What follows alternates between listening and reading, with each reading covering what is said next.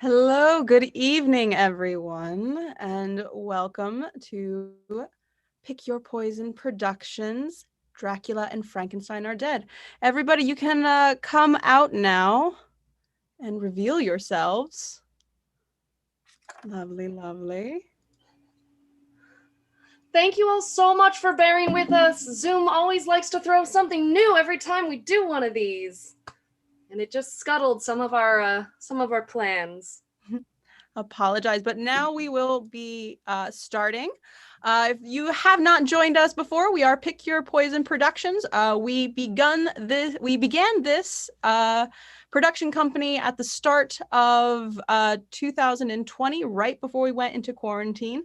Originally, we were going to do live shows, but then quarantine happened, and so we switched gears, and now we are doing drinking games on Zoom to YouTube. So I hope you are all ready for a very fun night this evening.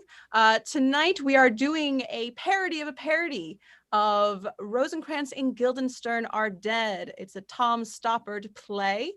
And we are going to be doing it as Frankenstein and Dracula Are Dead Drunk. So I hope you are all ready. To start, I'm going to go ahead and introduce all of my performers. First, we have Calvin Bryan. He will be playing Dracula this evening. Calvin, what are you drinking tonight? I'm drinking the blood of Rupert. It goes very well with water. Lovely. Next, we have Trevor Martin, who is playing Frankenstein. Trevor, what are you drinking? I'm drinking Maker's Mark in honor of my maker, Victor be his name-o. Cheers. Cheers. Then we have Emma K. Harr, who is playing our wonderful player. Emma, what are you drinking? A cocktail of my own creation, the Player Slayer, also known as vodka, existential dread, and actors who didn't make the cast list. Oh. Delicious. Ooh. Lovely. Next, we have our wonderful narrator, Nathan Patterson. Nate, what are you drinking tonight? Hello and welcome from Dublin, Ireland. Tonight I'm drinking Orchard Thieves, the most basic drink known to mankind. Lovely, lovely, lovely. Next, we have playing our Hamlet, Caitlyn Grace. Caitlyn, what are you drinking? Yorick and I are sipping on a dark and stormy. Perfect. Dark and stormy and broody, I would imagine. Next, we have James Roland Fear. Did I say your last name correct? No! No, I didn't. I don't say names correctly. Freer, as in more free. It's more free. I like it. Which he will be as he drinks. James this evening will be playing Alfred. James, what are you drinking tonight? I am going to be drinking a maple old-fashioned or juice. Yes, because you are technically underage, correct? Yeah. Yeah. And also in the show. And also love it, love it. Next, we have Michael T. Coleman, who is playing our Claudius, or King, or in this case, the Devil. What are you drinking? What? I'll be drinking a Shirley Temple Black. Ooh, like his heart. Love it. Sweet and innocent. Next, we have Tamarah Ashton, who is playing our Queen, or Gertrude, or also our Witch. What are you drinking tonight, Tamarah? I will be drinking the blood of royal bats, shaken, not stirred. As any royal should. Next, we have Christopher Lyons, who is our Polonius, who's our kind of more of our monstery Polonius, maybe transforming just a tiny bit. And what are you doing this evening? Well, since I am a werewolf and I need to be athletically ready to pounce on prey, I shall be doing squats. And good luck to you and Godspeed. And last but certainly not least, we have Sarah Durnesque, who is our Ophelia, also our co-producer for tonight's production. Sarah, what are you drinking? A Bloody Mary that I just made because Ariel and I were dealing with technical difficulties, so I've been literally mixing it while you speak. Perfect. Then I am Ariel Demont. I am your cast swing this evening. I'm also the director of this show tonight, one of the co-producers. I am in here as a swing, so if someone happens to go out, if we have more technical difficulties and someone drops out of the call, I will be stepping in for them as best I can this evening. We are going to have 2 intermissions for the show tonight, and those will both include some drink mixing by our fabulous director. I gestured to my side when I really know she's up there somewhere. But we do also have a few other members to thank tonight, and those include our sponsors. As with our previous show, Tamer Tamed, this show is done both free and with sponsors, and we're very grateful to every single person that purchased a sponsor ticket. And hey, there's still time! Even if you can't do it on Eventbrite, you can buy it on our coffee, which you can find on all of our social media. But tonight we want to especially thank our top shelf show sponsors, and those are BJ Bryan, Evan, and Susan Stitt. You all are so appreciated. We can't say it enough. And sincerely, every single one of you that is here, whether you were here on a free ticket or a sponsored ticket, or you just saw the link and you hadn't reserved a ticket at all, whatever brings you here, we're absolutely so delighted and appreciative of having you here at a time when the arts in particular are struggling. And cannot go on as we have. So we thank you so much for indulging with us or suffering through the technical difficulties with us. And again, I can't say thank you enough. Thanks for being here. Yes, thank you, everyone. And like Sarah said, if you do want to sponsor us anytime through this, you can find all those descriptions throughout. All the proceeds do go to our actors, and everything is split evenly. So if you feel so inclined, please. We're all, actors, so we all need it sometimes. For tonight, we will, like Sarah said, have 2 intermissions. Also, if people are in the dark, since we can't do entrances and exits, when people are no longer in the scene, they will be dark. When they are in the scene, their lights will be up, so that it's very clear who's in the scene and who is not for you. So wonderful. Without further ado, we're going to go ahead and get this show started. So enjoy, everybody, your spooky evening. Good evening, monsters of all kinds.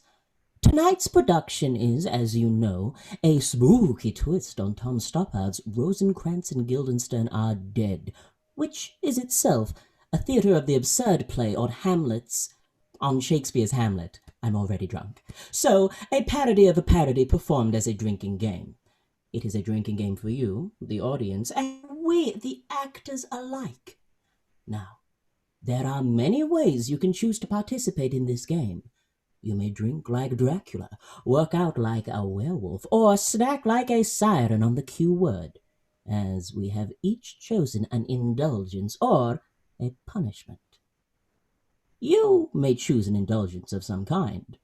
Drink deep of a heady beer, nice mixed cocktail, or some refreshing wine. Or if you'd rather, perhaps take a sip of coffee or a Red Bull for every cue. If you're feeling peckish, perhaps snack your way through the show instead. Crunch on crisps or munch on M&Ms, just not on your friends, please. You may also choose a punishment rather than an indulgence if you are feeling so inclined. Do a push-up, sit-up, jumping jack, or squat if you are feeling up to the challenge. Whatever activity you choose, be it indulgence or punishment, please know that we recommend moderation at every turn. The game element should only add to your joy in this experience.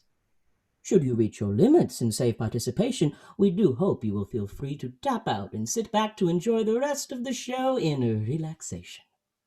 To make things easy for those of you participating, we have only one rule. Take a drink whenever you hear any iteration of the word dead, death, die, dying, etc. remembering that take a drink is a placeholder for whatever indulgence or punishment you have selected. The cue is triggered around 100 times over the course of our performance, so again, moderation is key. However you decide to participate or not within the game, we sincerely hope you will enjoy our show. And without further ado, Pick Your Poison Productions presents Dracula and Frankenstein, Our Dead Drunk. Huh? Drink.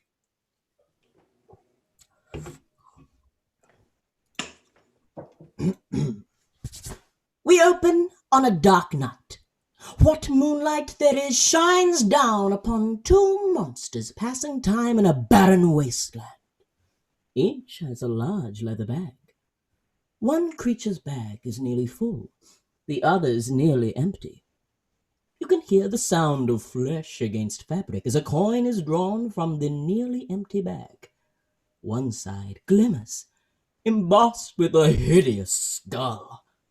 The other side is crossed with a pair of bones. You hear the clink of nails against metal as this large coin is flicked into the air by one.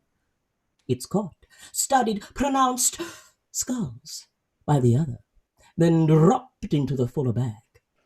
This coin toss repeats over and over with a run of skulls that seems impossible. The monsters bet upon the outcome. The one who catches the coin seems a little embarrassed to be taking so much money off of his friend. The other seems overtly aware. Not worried about the money, but worried about the implications.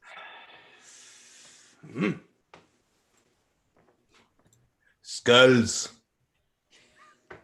Right.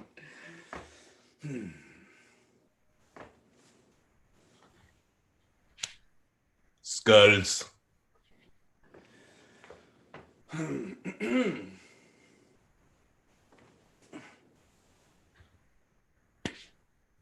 Skulls. Just... Skulls. There is an art to the building up of suspense. Skulls. Though it can be done by luck alone. Skulls. That's the word I'm after. 76 love. Skulls. A weaker man might be moved to re-examine his faith, if in nothing else, at least in the the law of probability. Skulls. The law of probability, as it has been oddly asserted, is something to do with the proposition that if 6 flying monkeys, the law of averages, if I've got this right, means that if 6 flying monkeys were thrown up into the air for long enough, they would land on their tails about as often as they would land on their Skulls. Which at first glance does not strike one as a particularly rewarding speculation, in either sense, even without the flying monkeys. I mean, you wouldn't bet on it. I mean, I would, but you wouldn't? Skulls. Just... All right. Skulls. Getting a bit of a bore, isn't it? A bore? Well... What about suspense? What suspense? Yeah, no kidding. Must be the law of diminishing returns. Huh? I feel the spell is about to be broken.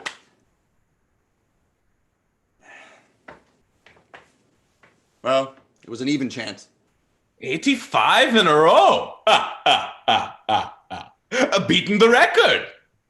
Is that it, then? Is that all? What? A new record? Is that as far as you're prepared to go? Well... Questions? Not even a pause? Spun it yourself. A flicker of doubt? Well, I won, didn't I? And if you lost? We have been spinning coins together since... This is not the first time we have spun coins. Oh, no. We've been spinning coins for as long as I remember. How long is that?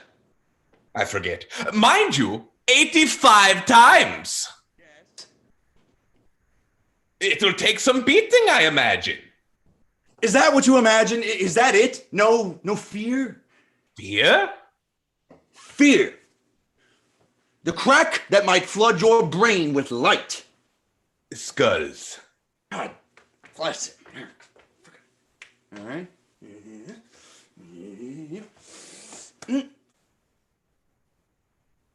I don't want to look. You look.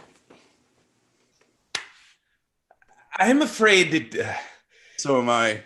I'm afraid it isn't your day. I'm afraid it is. 89. Look, it must be indicative of something besides the redistribution of wealth. All right, list of possible explanations. 1, I'm willing it.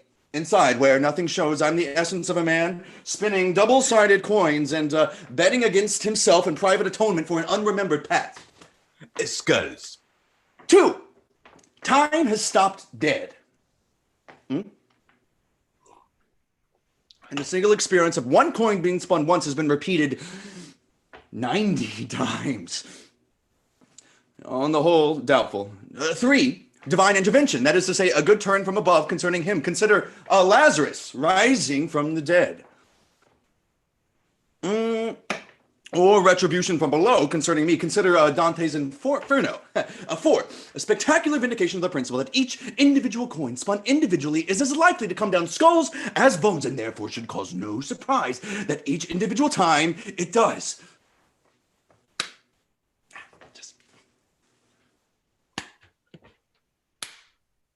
I've never known anything like it. Okay. And syllogism. 1, he has never known anything like it. 2, he's never known anything to write home about. 3, it's nothing to write home about. Home. What's the first thing you remember? Oh, let's see. The first thing that comes into my head, you mean? Oh, no. The first thing you remember. Ah. Nope. It's no good. It's gone. It was too long ago. No, you don't get my meaning. What is the first thing after all the things you've forgotten? Oh, I see. I've forgotten the question. Are you happy? What? Content, at ease? I suppose so. Well, what are you going to do now? I don't know. What do you want to do? I have no desires. None. There was a messenger. That's right, we were sent for. Syllogism the second. 1, probability is a factor which operates within natural forces. 2, probability is not operating factor. 3, we are now within unsub or supernatural forces. Discuss. Not too heatedly. I'm sorry. What's the matter with you? Scientific approach to the examination of phenomena is a defense against the pure emotion of fear. Now, counter to the previous syllogism, tricky one, follow me carefully, may prove a comfort if we postulate, and we just have that within sub, or supernatural forces, the probability is that the law of probability will not operate as a factor. Then we must accept that the probability of the first part will not operate as a factor, in which case the law of probability will operate as a factor within sub, or supernatural forces. And since it obviously hasn't been doing so, we can take it that we are not held within sub, or supernatural forces after all, in all probability, that is. Which is a great relief to me personally. We've been spinning coins together since, I don't know when, and in all that time, if it is all that time, the sun came up about as often as it went down in the long run, and a coin showed skulls about as often as it showed bones. Then a messenger arrived. We had been sent for. Nothing else happened. 92 coins spun consecutively have come down skulls 92 consecutive times. And for the last 3 minutes on the wind of a windless day, I've heard the sounds of wails and moans. Another curious scientific phenomena is the fact that the fingernails grow after death. As does the beard. What? Beard! But you're not dead. I didn't say they started to grow after death. The fingernails also grow before birth, though not the beard. What? Beard! What's the matter with you? The toenails, on the other hand, never grow at all.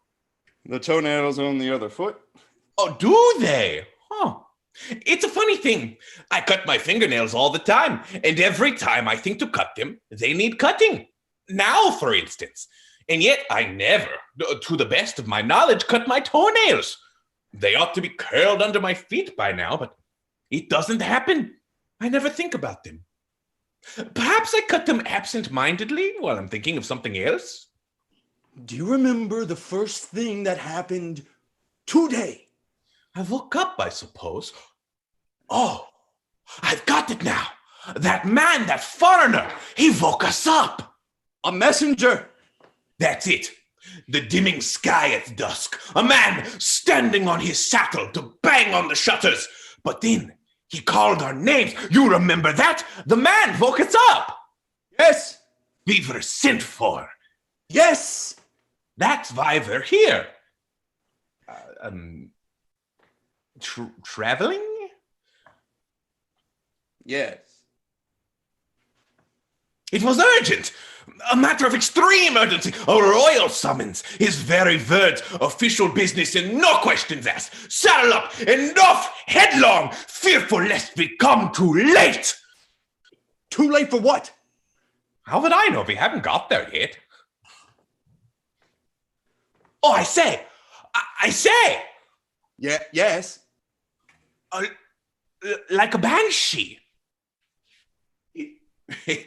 It sounded like a banshee. Moans. Yes.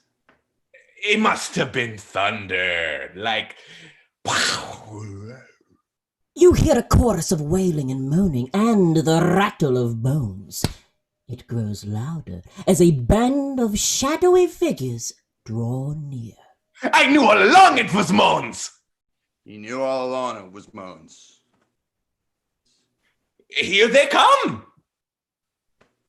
The figures pull a hearse behind them, laden with various and sundry props and belongings, and it seems to be a little blood-stained.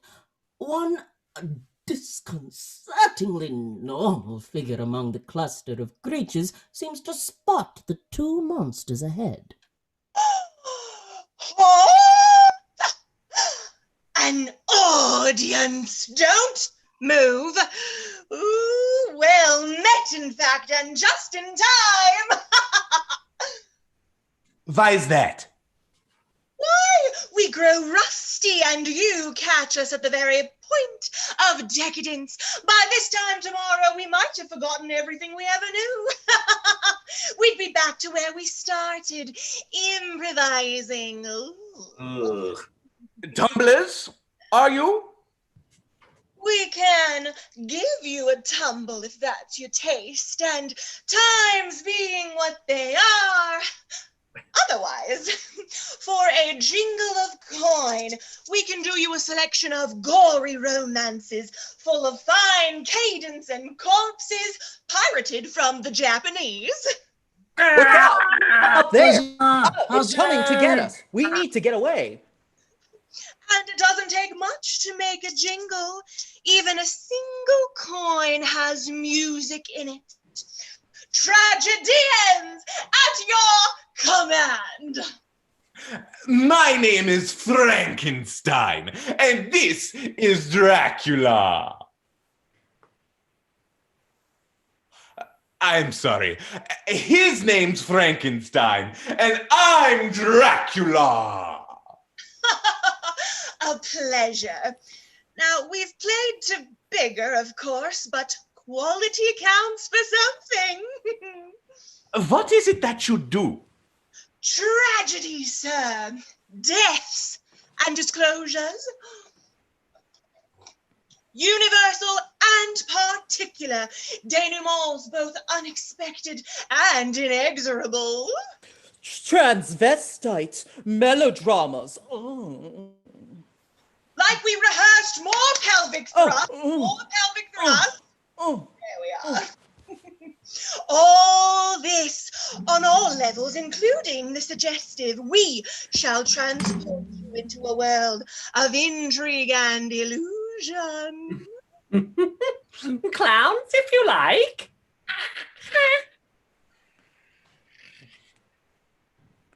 You can do your murderers as Gertrude's doing. Oh, we can do you ghosts. Ooh. And battles. The budget, remember the budget. It's on the skirmish levels. Heroes! Ha-ha! Villains! Oh. Tormented lovers. Fit pieces in poetic vein. We can do you rapiers. Or rape! Hulk smash! Oh, yeah. Or both, by all means. Possessed wives. And sacrificed virgins. Oh, come on, God. Flagrante delicto at a price, but that comes under realism, for which there are special terms. Now it costs little to watch, and a little more if you happen to get caught up in the action, if that's your taste, and times being what they are. What are they? Indifferent. Bad? Wicked. Now, what precisely is your pleasure? Tragedians, disport yourselves. There. Do you see anything you like? It's a lucky thing we came along. For us? And also for you. And how much? To take part? Watch. Watch what? A private performance? How private? Well, there are only two of us. Is that enough? For an audience disappointing. For voyeurs, about average. What's the difference? For some of us, it is performance. For others, it is patronage. They are two sides of the same coin, or let us say, being as there are so many of us, the same side of two coins. It was the chance then. Chance? You found us. Oh, yes. You were looking. Oh, no. Chance then. Or fate. Yours or ours? It could hardly be one without the other. Fate then. Oh, yes, we have no control. Tonight, we play to the court. Or not. Or to the tavern. Or not. You said something about, getting caught up in the action. Oh, yes, I did. You are quicker than your friend. Now, for a handful of skellies, I happen to have a private and uncut performance of the Texas Chainsaw Massacre, or rather, murder, or rather, Alfred. Get your chainsaw, Alfred!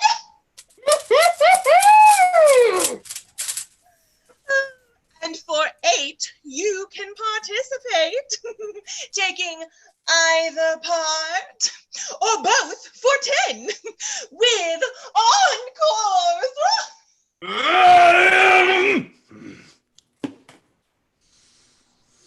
Put your saw down, Alfred. Saw down. It could have been. It didn't have to be obscene.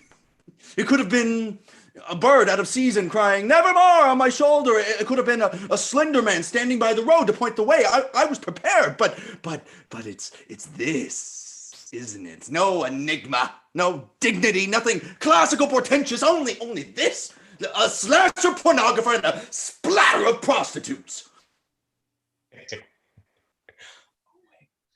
You should have caught us in better times. We were purists then. Onward! Excuse me. Yes? Not done. Exclusively murderers, then. Oh, we are inclusively murderers, sir. Give exhibitions? Performances, sir. You know, I'd no idea. No. I mean, I've heard of, but I never actually. No. I mean, what exactly do you do? We keep to our usual stuff, more or less, only inside out. We do on screen the things that are supposed to happen off, which is a kind of integrity if you look on every exit as being an entrance somewhere else. Onward! Just a minute. What will you do for that?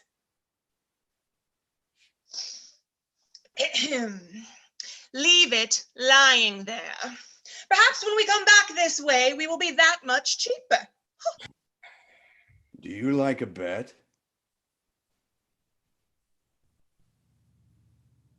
What kind of bet do you have in mind? Double or quit? Skulls, I win. Skulls! Again? No. I bet me the year of your rebirth doubled is an odd number. The year No. We have no money.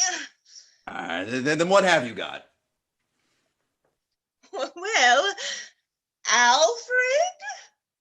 Ew. No. Was it for this?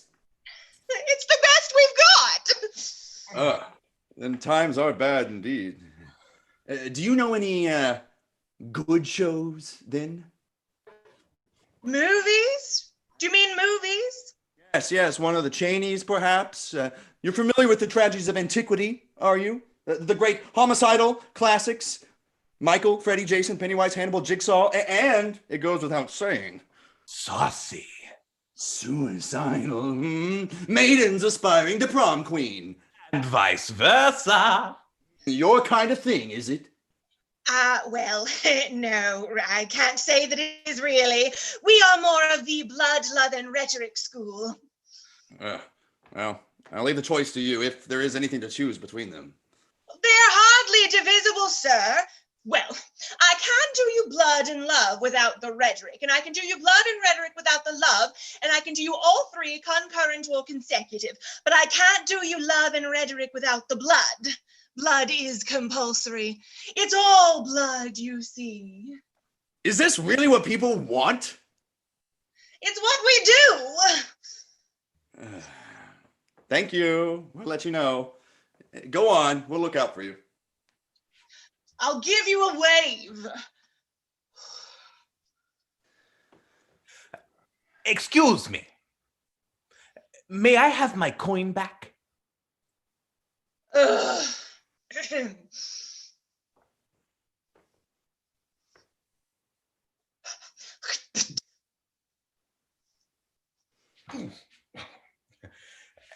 Thank you.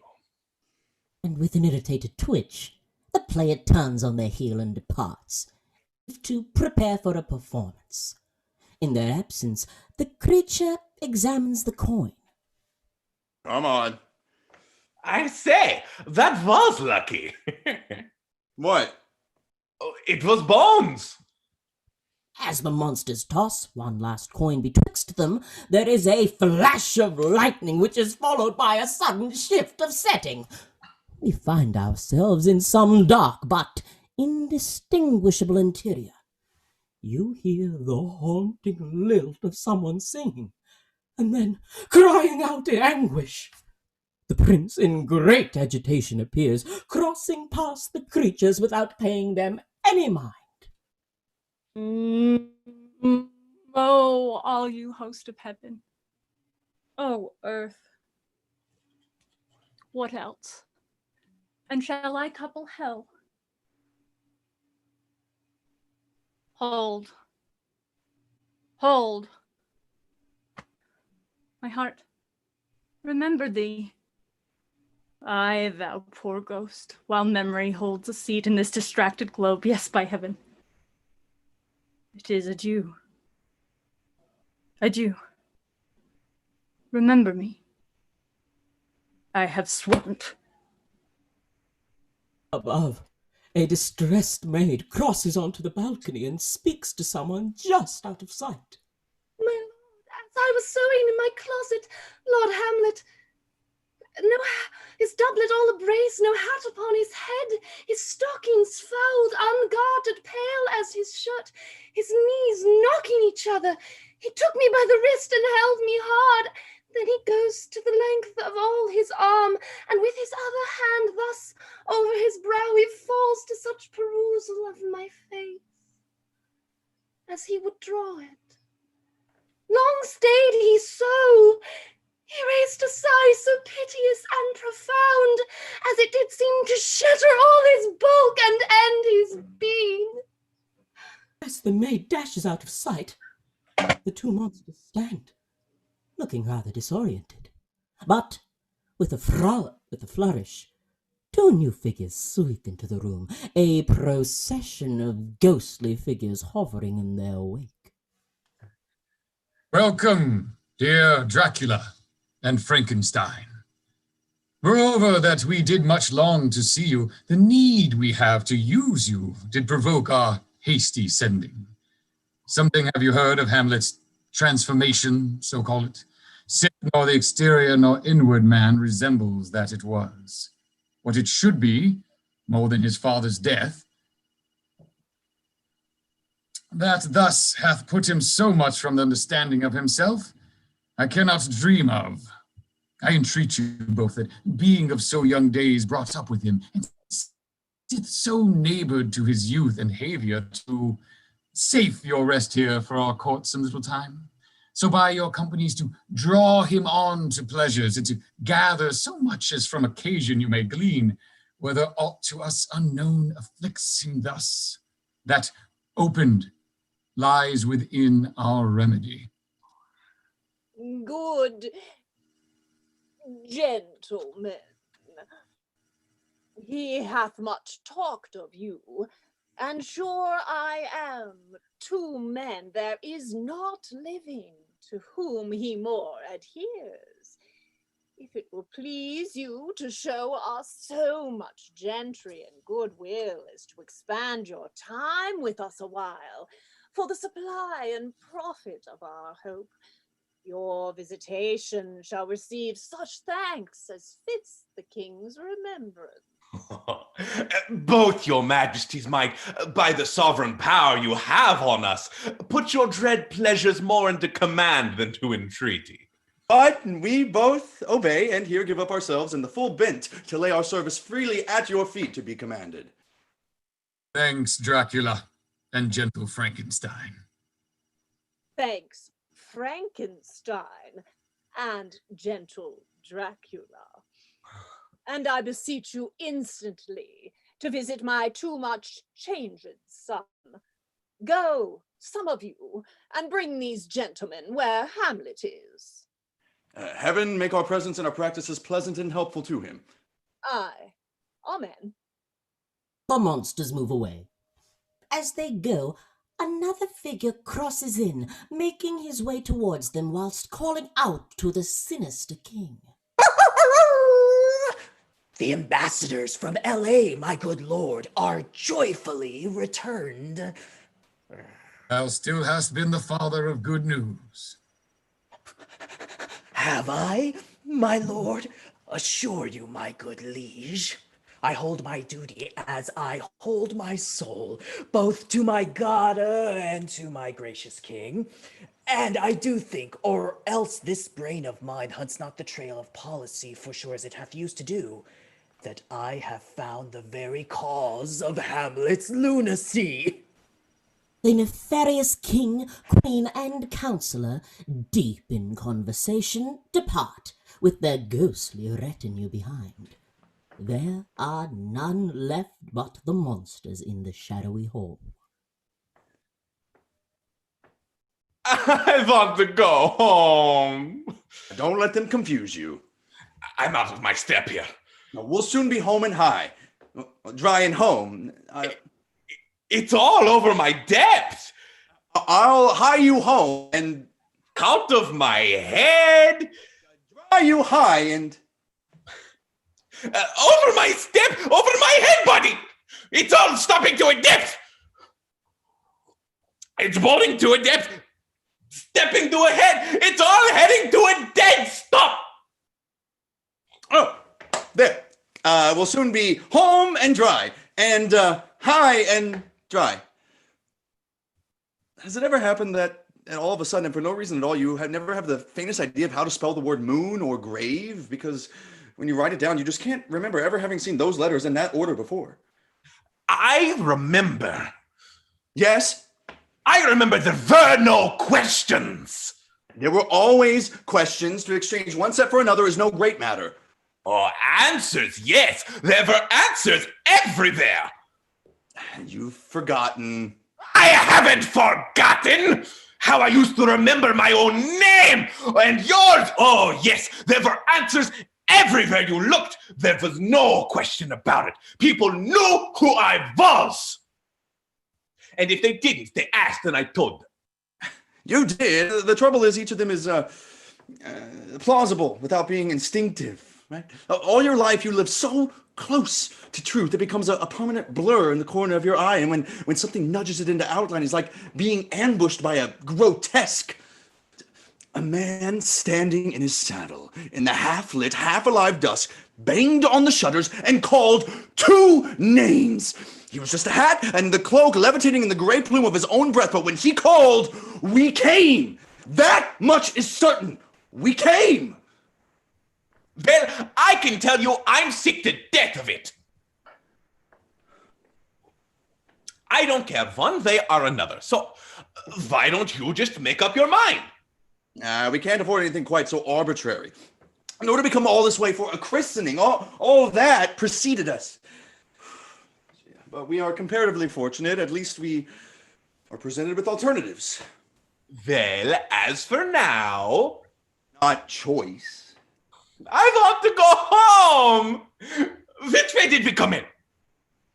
I've lost my sense of direction. All right, the only beginning is birth, and the only end is death, right? If you can't count on that, what can you count on? We don't owe anything to anyone. We've been caught up. There's a logic at work. It's all done for you. Don't worry. Enjoy it. Relax. What have we got to go on? We have been briefed. Hamlet's transformation. What do you recollect? Well, he's changed, hasn't he?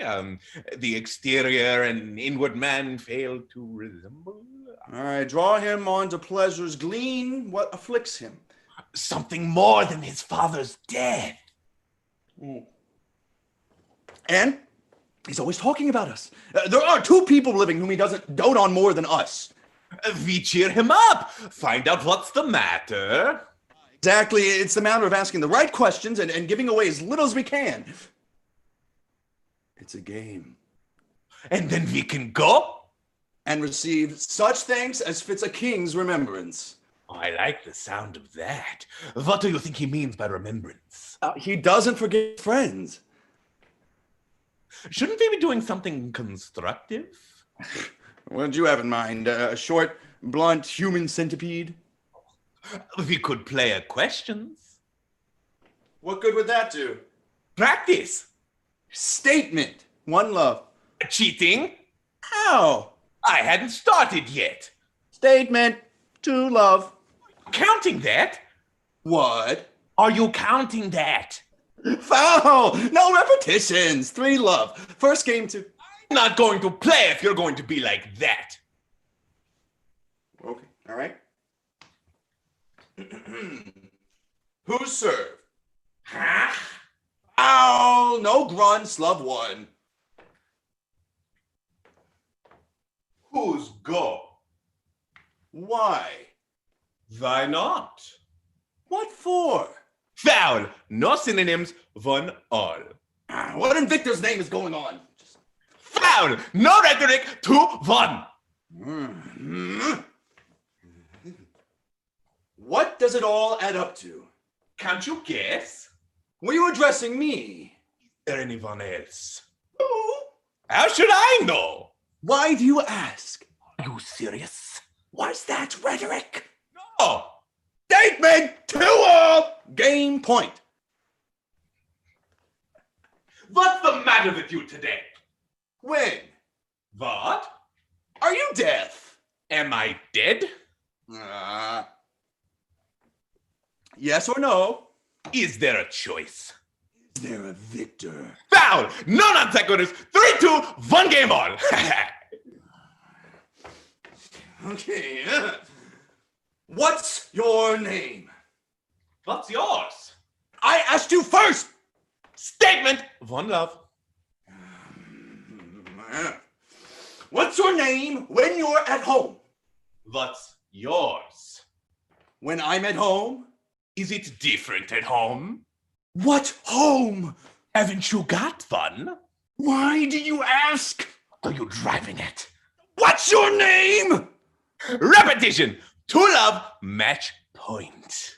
Who do you think you are?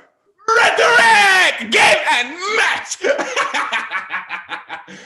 From behind them, you hear the ambling shuffle of footsteps dragging down the hall. The monsters search for the sound till they spy the much-changed prince and the chancellor approaching. Do you know me, my lord? Excellent. Well, you are a fishmonger. Not I, my lord. Oh, then I would you were so honest a man. Honest, my lord? Aye, sir, for to be honest in this world goes, you would be 1 man out of 10,000. That's very true, my lord. The prince and chancellor continue down the hall, never even aware of the creatures watching them. Dracula. What? There! How was that? Ever! Natural. Now I'll try you. Frankenstein! No, not yet. Catch me unawares. Right. Frankenstein! No, me unawares.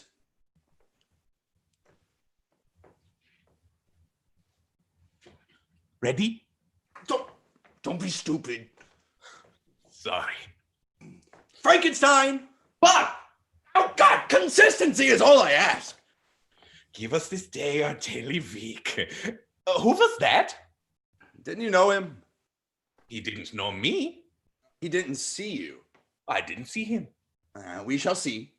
I hardly knew him. He's changed. You could see that? Transformed. How do you know? Inside and out. I see. He's not himself. He has changed.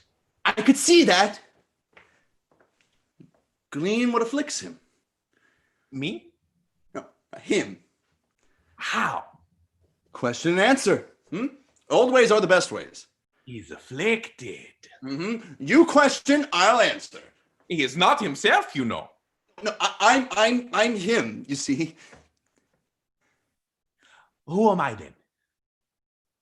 You're yourself. And he's you? No, not a bit of it. Are you afflicted? That's the idea. Are you ready? Let's go back a bit. All right. I'm afflicted. I see. Glean what afflicts me.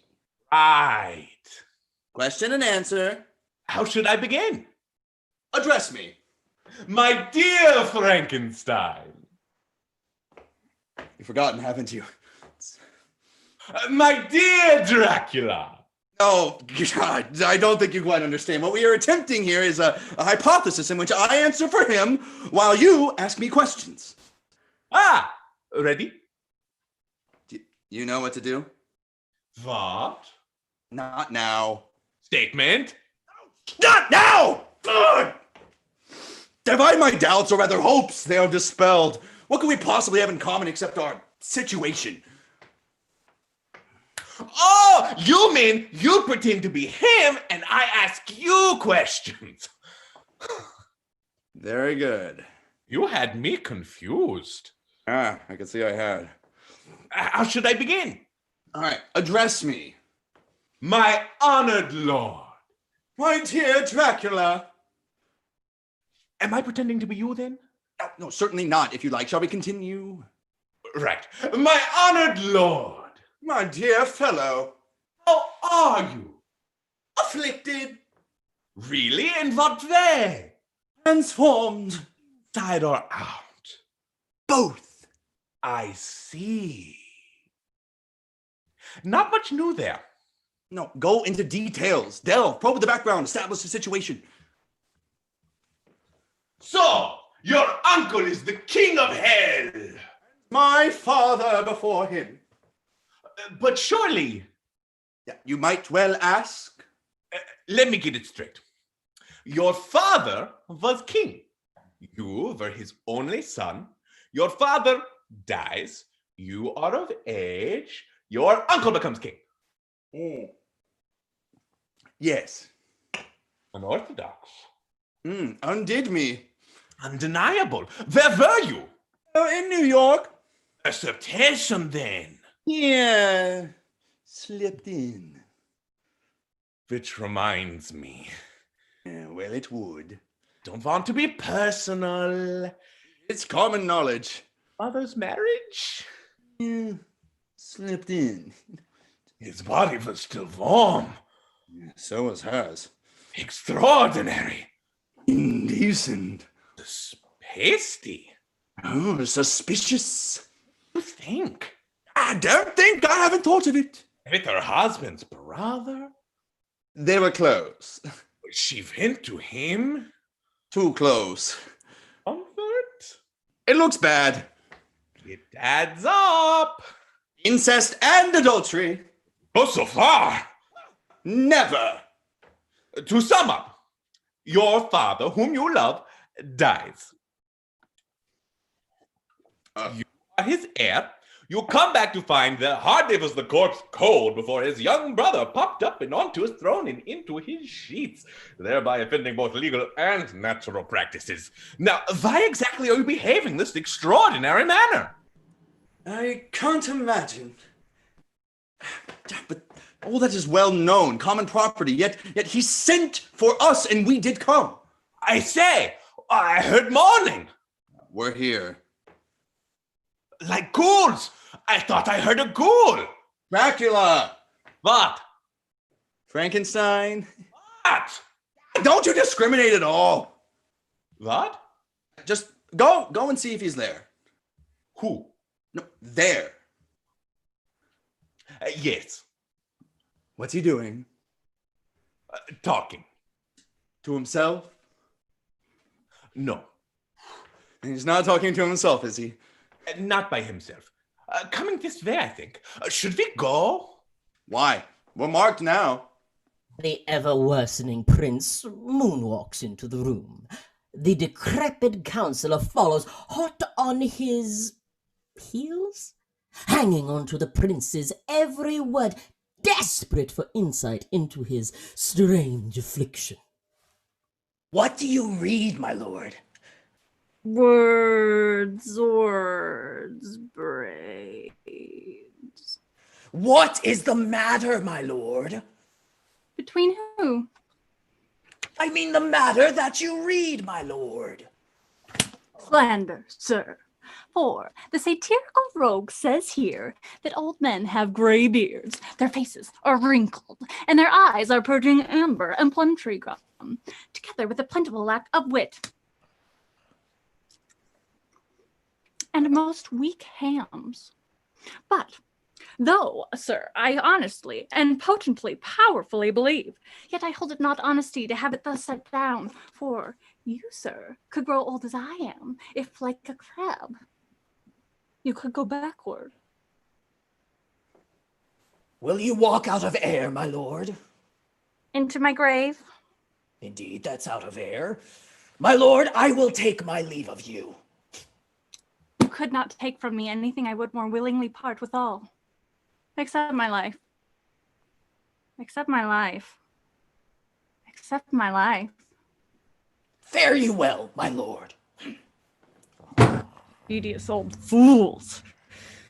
You go to seek Lord Hamlet? There he is. God save you, sir. Unraveling with rage, the council departs. My honored lord! My most dear lord! My excellent good friends! Frankenstein! Dracula! Good lads, how do you both? As indifferent children of the earth. Happier in that we are not over happy. On Fortune's cap, we are not the very button. Nor the soles of her shoe. Neither, my lord.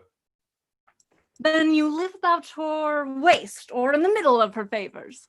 Fate, her private V. In the secret parts of fortune. Oh, most true, she is a strumpet. What news?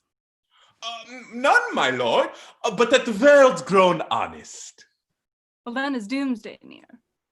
But your news is not true. Let me question more in particular. What have you, my good friends, deserved at the hands of fortune that she sends you to prison hither? Prison, my lord. Hell's a prison. Then the world is one. Aye, a goodly one, in which there are many confines, wards, and dungeons. Hell being one of the worst. We think not so, my lord. Why, then 'tis none to you, for there is nothing either good or bad, but thinking makes it so. To me it is a prison. Why, then your ambition makes it one. It is too narrow for your mind. Oh God, I could be bounded in a nutshell and think myself a king of infinite space, were it not that I have bad dreams. But in the beaten way of friendship, what make you at Elsinore? Oh, to visit you, my lord, no other occasion. Beggar that I am even poor in thanks, but I thank you. Or are you not sent for? Is it your own inclining? Free visitation? Come, deal justly with me. Come, nay, speak. What should we say, my lord? Anything but to the purpose. You were sent for, and there is a kind of confession in your looks which your character have not craft enough to color. I know the good king and queen have sent for you. To what ends, my lord? Well, that you must teach me. Be even and direct with me, whether you were sent for or no. My lord, we were sent for. I will tell you why. Their conversation continues as they make their way out of the hall. A swell of moans and music rises to overtake their voices as our curtain descends, metaphorically. For here we have reached the end of Act 1.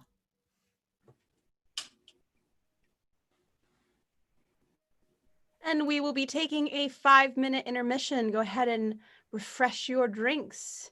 Use the bathroom because you might need it. And we'll be back in 5 minutes.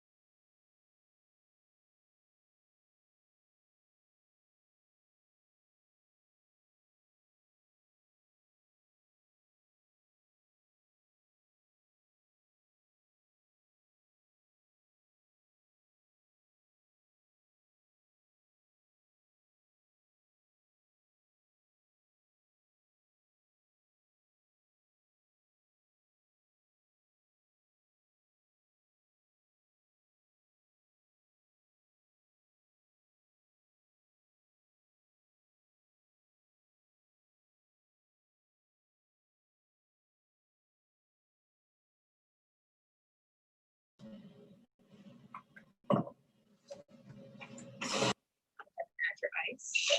Now, I like to add my ice. Hello, all you creatures of the night, and welcome to Pick Your Poison Productions Cocktail Intermission, and happy Halloween.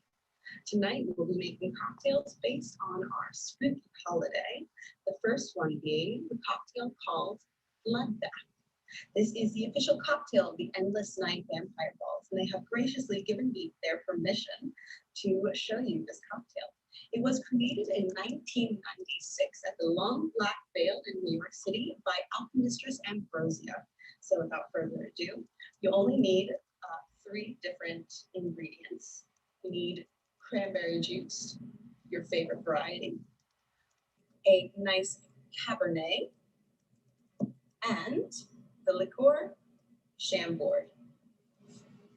This is a pretty simple one to make, so we'll start with the Chambord. Make sure you have a jigger on hand as well as a shaker and ice. So we'll be doing 1 ounce of the Chambord.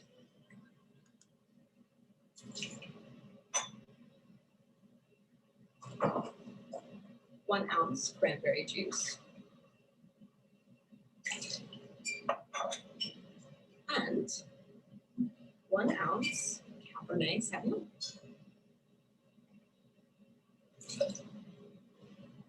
Go ahead and add your ice. Now, I like to add my ice after I put in my ingredients. However, it is contrary to popular opinion. Normally, you would add your ice first. But depending on your quality of ice, you may consider adding it afterwards.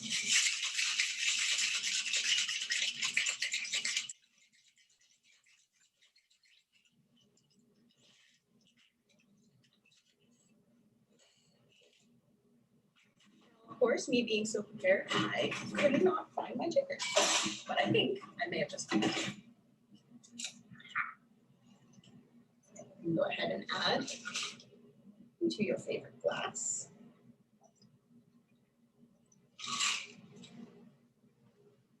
Voila, and just because we are a little extra spooky, tonight we'll be adding a little smoke to go along with it. You had dry ice, that would work too. And there you have it, the Bloodbath. Happy Halloween.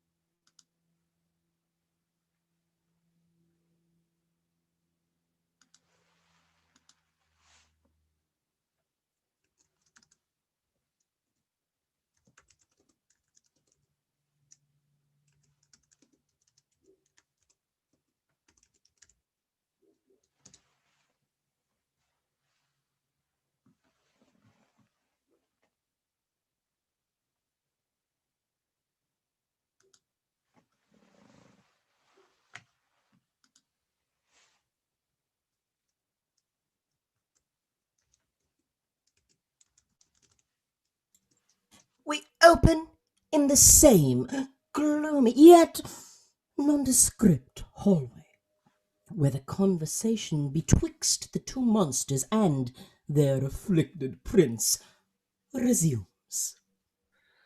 I have of late, but wherefore I know not, lost all my mirth, forgone all custom of exercises, and indeed it goes so heavily with my disposition that this goodly frame, the earth, seems to me a sterile promontory. This most excellent canopy, the air, look you, this brave o'erhanging firmament, this majestical roof, fretted with golden fire, why, it appeareth to me nothing but a foul and pestilent congregation of vapors. What a piece of work is man! How noble in reason, how infinite in faculties, in form and moving, how express and admirable.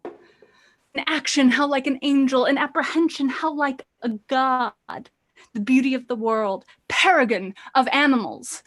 And yet, to me, what is this quintessence of dust? Man delights not me. No, nor women neither, though by your smiling you seem to say so. My lord, there was no such stuff in my thoughts. Why did you laugh then when I said man delights not me? To think, my lord, if you delight not in man, what Linton entertainment the actors shall receive from you. We quoted them on the way, and hither are they coming to offer you service. He that plays the king shall be welcome. Gentlemen, you are welcome to Elsinore. Your hands. Come then. But my uncle, father, and aunt mother are deceived. In what? What? My dear lord. I am but mad northwest. When the wind is southerly, I can tell a stake from a handsaw.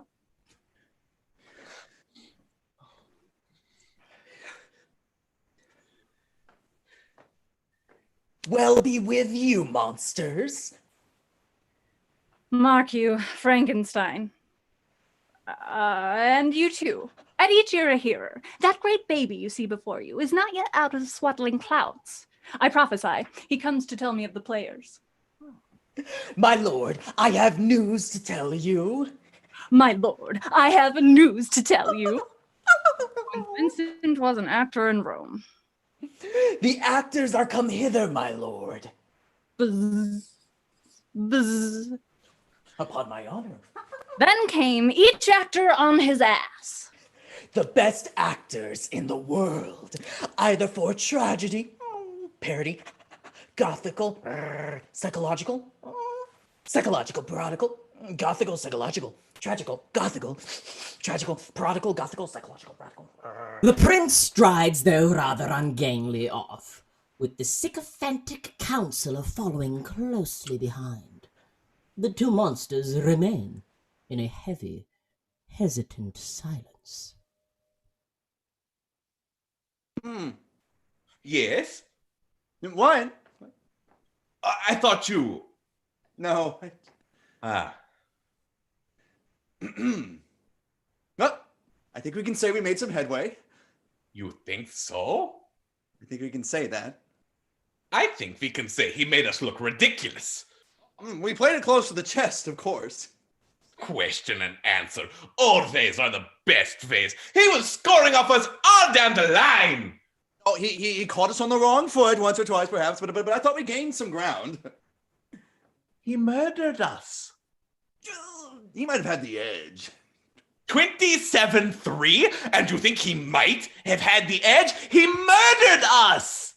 What about our evasions? Our evasions were lovely.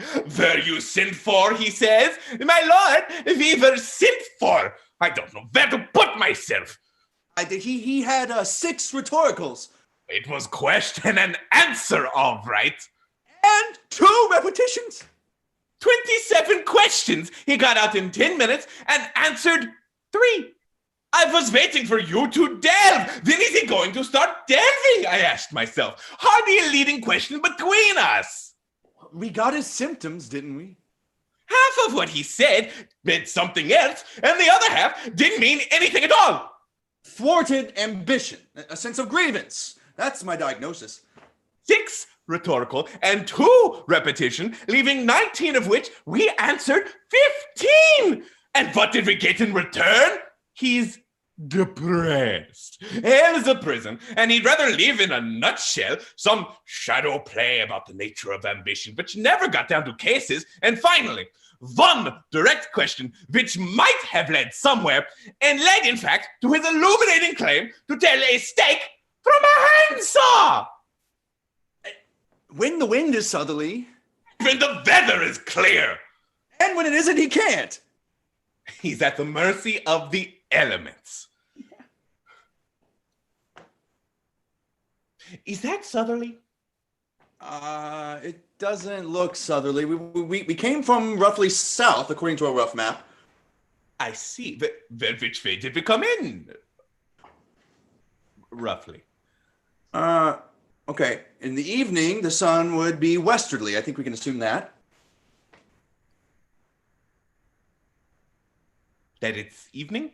Yes, yes. And if it is, and the sun is over there, for instance, then that would be northerly. On the other hand, if it's not evening and the sun is over there, then that would still be northerly.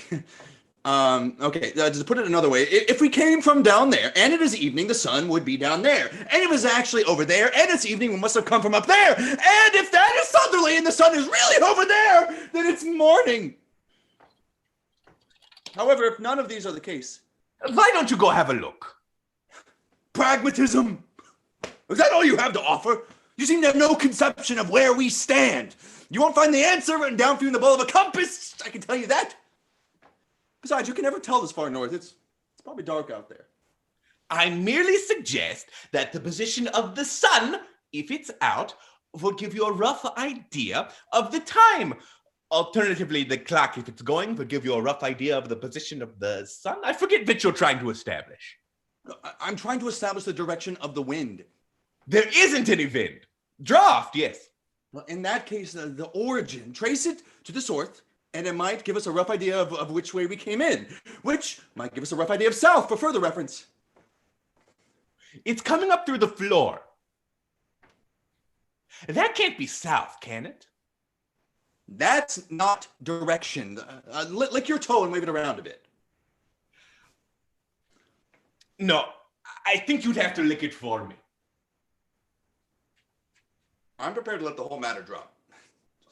Or I could lick yours, of course. No, thank you. No.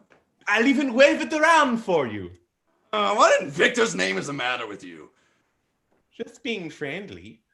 Okay, somebody might come in, right? It's what we're counting on after all, ultimately.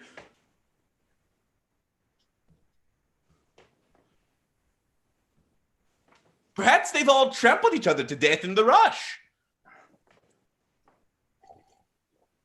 Give them a shout, something provocative, intrigue them. Wheels have been set in motion and they have their own pace to which we are condemned. Each move is dictated by the previous one. That is the meaning of order. A nightmare on Elm Street, and by which definition, a teenager dreamed he was a vengeful ghost, and from that moment, he was never quite sure that he was not a vengeful ghost, dreaming it was a teenager. Envy him and his twofold security. Fire! Where? It's all right. I'm demonstrating the misuse of free speech to prove it exists. Not a move. They should burn to death in their shoes.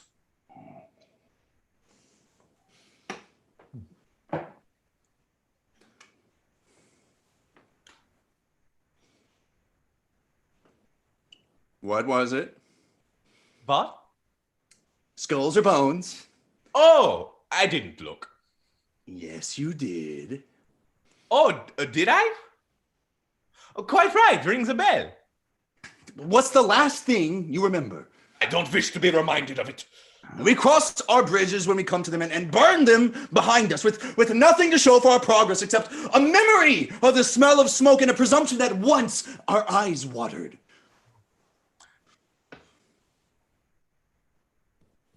Fine. That one. No. Right. Drag it.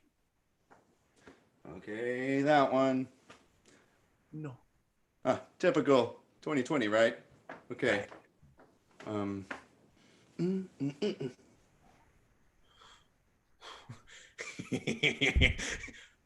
The King's Counselor returns, ushering the troupe of tragedians into the hall. The prince and player are at the head of this grisly theatrical band. The player is holding the rapt attention of all with a dramatic recitation. But as we often see against some storm, a silence in the heavens, the rack stand still, the bold wind speechless, and the orb below as hush as death. Anon the dreadful thunder doth rend the region. So after Pyrrhus's pause, aroused vengeance sets him new a work, and never did the Cyclops' hammers fall on Mars's armor, forged for proof etern, with less remorse than Pyrrhus's bleeding sword now falls on Priam. Out, thou strumpet fortune, all you gods in general synod, take away her power, break all the spokes and fellies from her wheel, and bow the round nave down the hill of heaven as low as to the fiends. This is too long. Shelter the barbers with your beard. Prithee, say on. He's for a jig or something bawdry, or he sleeps. Say on, come to Hecuba. But who, woe, had seen the mobled queen? The mobled queen. That's good. Mobled queen is good. Run barefoot up and down, threatening the flames with bison riem, a clout upon that head where late the diadem stood, and for a robe about her lank and all o'er teemed loins, a blanket in the alarm of fear caught up. Who this had seen, with tongue in venom steeped, gainst fortune's state would treason have pronounced. But if the gods themselves did see her then, when she saw Pyrrhus make malicious sport in mincing with his sword her husband's limbs, the instant burst of clamour that she made, unless things mortal move them not at all, would have made milch the burning eyes of heaven and passion to the gods. 'Tis well. I'll have thee speak out the rest of this soon. Good my lord. Will you see these players well bestowed? Do you hear? Let them be well used, for they are the abstract and brief chronicles of the time. After your death, you were better to have a bad epitaph than their ill report while you live. My lord, I will use them according to their desert. God's bodykins, man. Much better. Use every man after his own desert, and who shall escape whipping? Use them after your own honor and dignity. The less they deserve, the more merit is in your bounty. Take them in. Come, sirs. Follow him, friends. We'll hear a play tomorrow. The tragedians trudge after the counselor and out of the hall.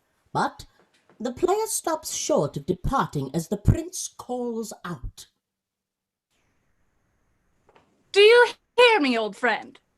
Can you play Silence of the Lambs? Aha! Aye, Clarice. We'll have tomorrow night. You could for a need study a speech of some 12 or 16 lines, which I would set down and insert into it, could you not? Aye, my lord. Very well. Follow that lord, and look you mock him not. My good friends, you are welcome to Elsinore. I leave you until tomorrow night. Good, my lord. And with a cryptic bow, the prince departs. So, you've caught up. Not yet, sir. Now mind your tongue, or we'll have it out and throw the rest of you away like a lost soul at Hannibal's feast. Ooh, you took the very words right out of my mouth. You'd be lost for words. You'd be tongue-tied. Like a mute in a monologue. Like a lost soul at Hannibal's feast. I just said that. Your diction will go to pieces. Your lines will be cut. Good, yeah? Shows. And dramatic pauses.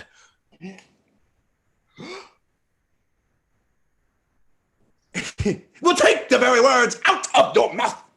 So, you've caught up. So, you caught up. Not yet. You left eyes. I've forgotten. You performed a dramatic spectacle by the wayside. I think much thought of in old Hollywood. How did yours compare as an impromptu? well, badly. It was as it was neither witnessed nor reported. Oh, yes, I am sorry we had to miss it. I hope you didn't leave out anything. I'd be furious to think I didn't miss all of it. We can't look each other in the face. You don't understand the humiliation of it, to be tricked out of a single assumption which makes our existence viable, that someone is watching. The plot was 2 corpses gone before we caught sight of ourselves, stripped naked in the middle of nowhere and pouring ourselves down a bottomless well.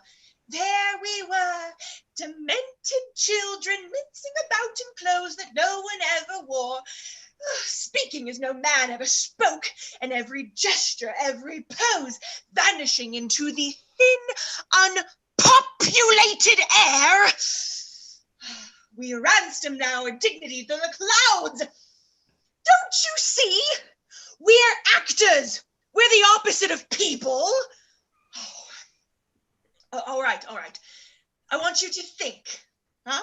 Can you do that? I want you to think in your heads now. Think of the most private, the most secret, the most intimate thing you have ever done, secure in the knowledge of its privacy. Are you thinking of it? Huh? Well, I saw you do it! You never! That's a lie! We are actors. We have pledged our identities, secure in the conventions of our trade, that someone would be watching. And then, gradually, no one was. We were caught high and dry. It was not until the murderer's long soliloquy that we were able to look around, frozen as we were in the profile. Our eyes searched you out, first confidently, then hesitantly, then desperately, as each patch of turf, each log, each exposed corner in every direction proved uninhabited, and all the while the king murderously addressed the horizon with his dreary, interminable guilt. No one came forward. There was no shouting, applause, nothing. The silence was unbreakable. It imposed itself upon us. It was obscene.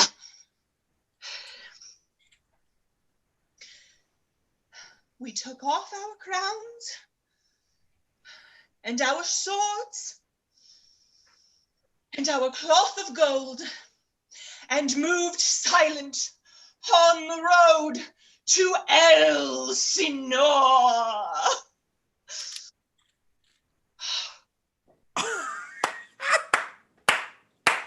Oh, man!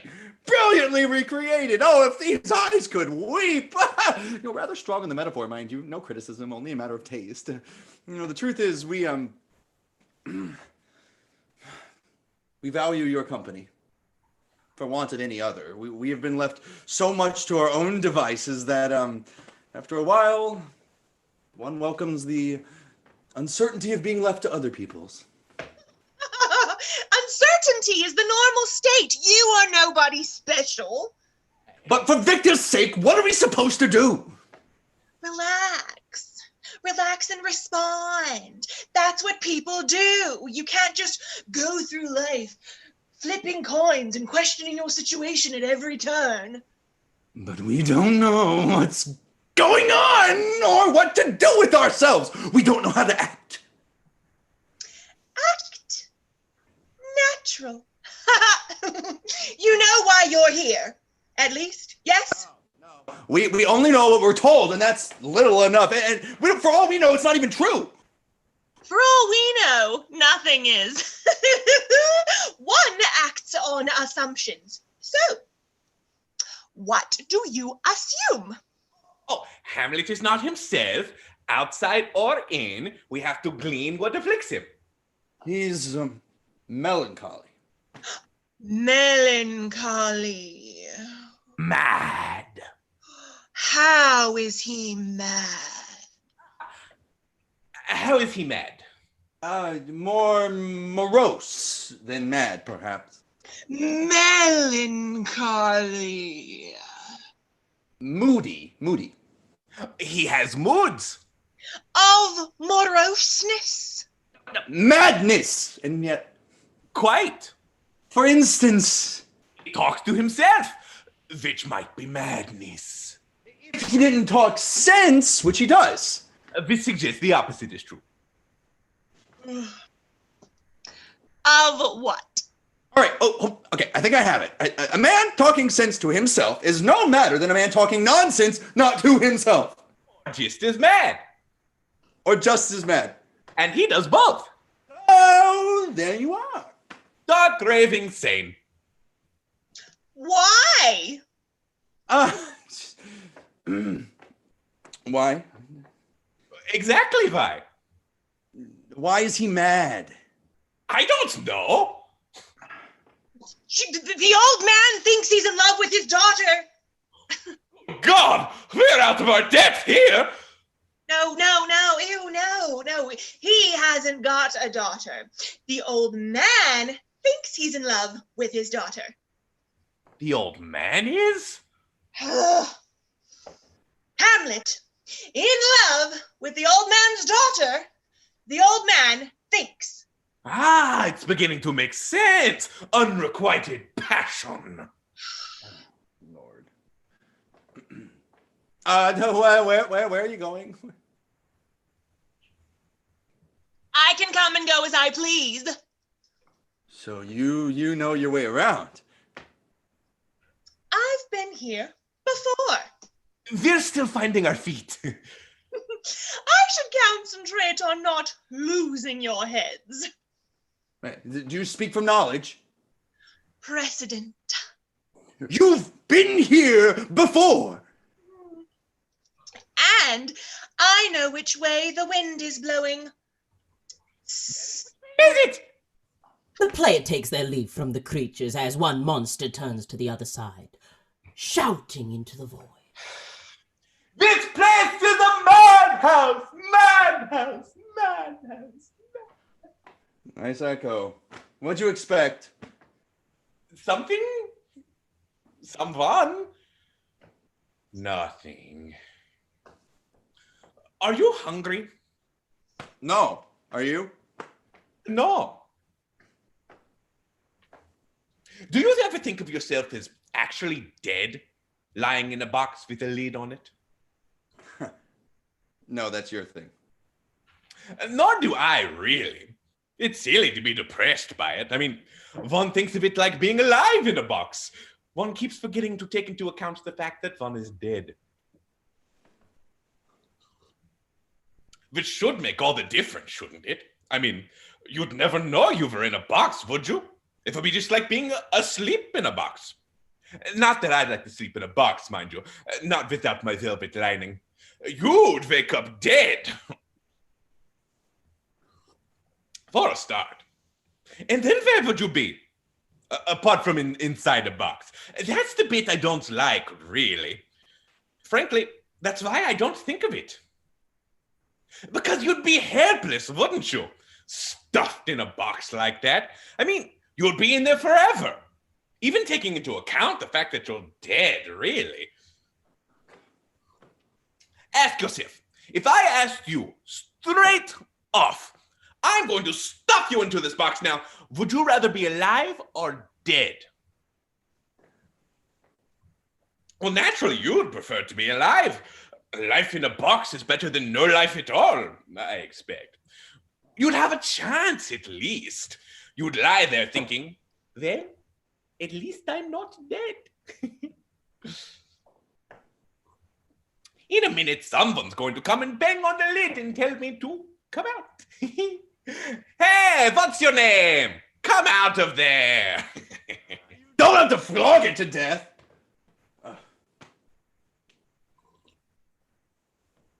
I wouldn't think about it if I were you. You'd only get depressed. whatever became of the moment when von Thurston knew about death? There must have been one. A moment in childhood when it first occurred to you that you don't go on forever. Oh, it must have been shattering, stamped into one's memory. And yet, I can't remember it at all.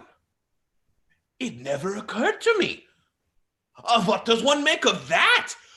We must be born with an intuition of mortality. Before we know words for it, before we know that there are words, we come bloodied and squalling with the knowledge that for all the compasses in the world, there's only one direction, and time is its only measure. Death, followed by eternity. Oh. The worst of both worlds. It's a terrible thought. And with all the roar and the flurry of a tornado through the plains, a grand procession sweeps into the hall. The king, the queen, their counselor, and his daughter, followed as ever by their ghastly court. And can you, by no drift of conference, get from him why he put on this confusion? Greeting so harshly all his days of quiet with turbulent and dangerous lunacy.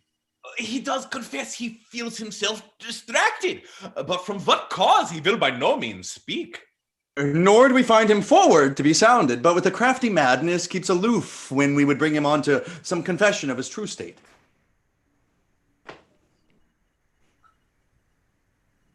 He received us most like gentlemen, your majesty.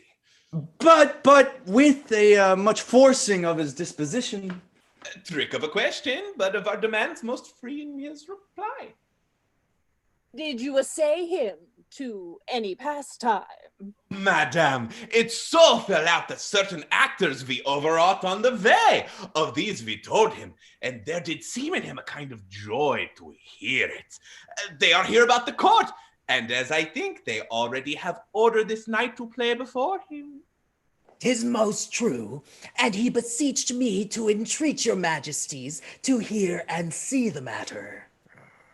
With all my heart, and it doth content me to hear him so inclined.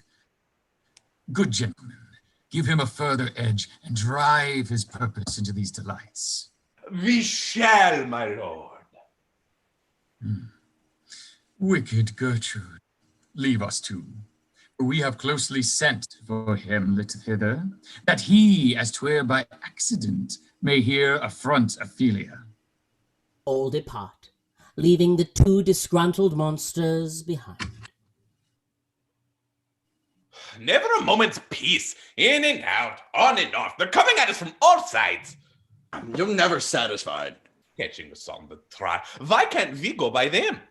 What's the difference? I'm going.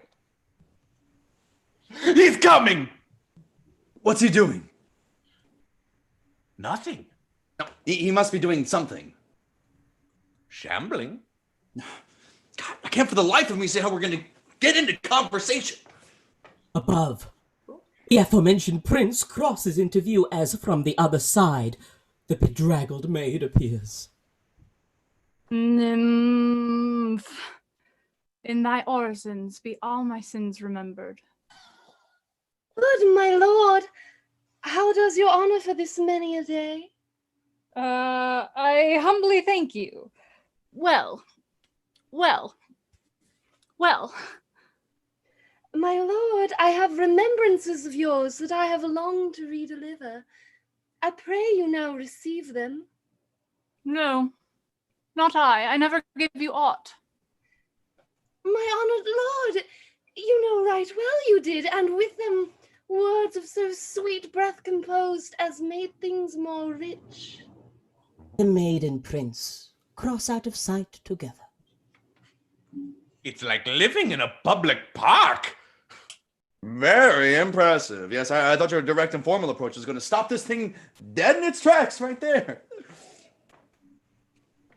If I might make a suggestion, shut up and sit down. Stop being perverse. I'm not going to stand for it. I'll see. We have now found ourselves suddenly and inexplicably elsewhere in the ephemeral hall, as the two monsters come upon the player and tragedians, vibrant with activity. So it's sitting that moves us. What are you doing? Oh, dress rehearsal. Now, if you two wouldn't mind just moving back. Back. There.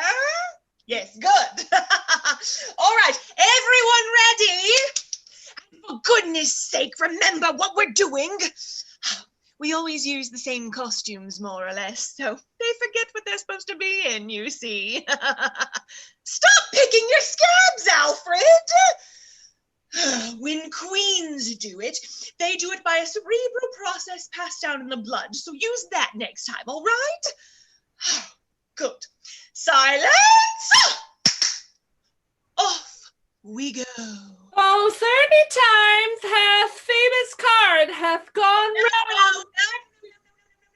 No. The dumb show first, you confounded majesty. Oh. They're a bit out of practice, but they always pick up wonderfully for the deaths. It brings out the poetry in them. How nice. There's nothing more unconvincing than an unconvincing death. Yeah, I'm sure.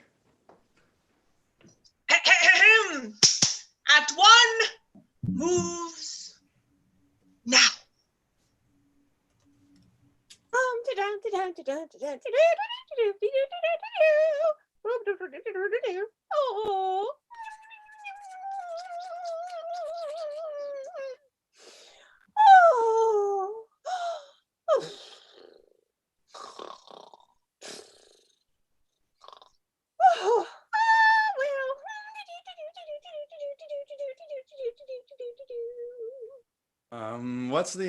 What's the dumb show for? Well, it's a device, really. It makes the action that follows more or less comprehensible. You understand, we are tied down to a language which makes up in obscurity what it lacks in style.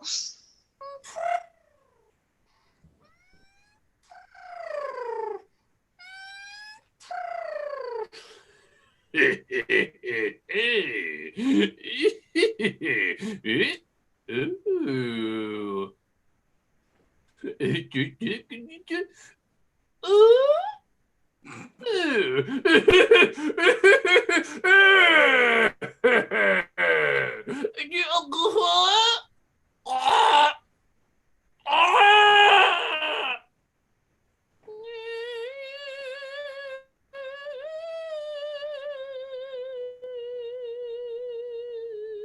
Who was that? The king's brother and uncle to the prince. Not exactly fraternal. Not exactly avuncular as time goes on. Avuncular?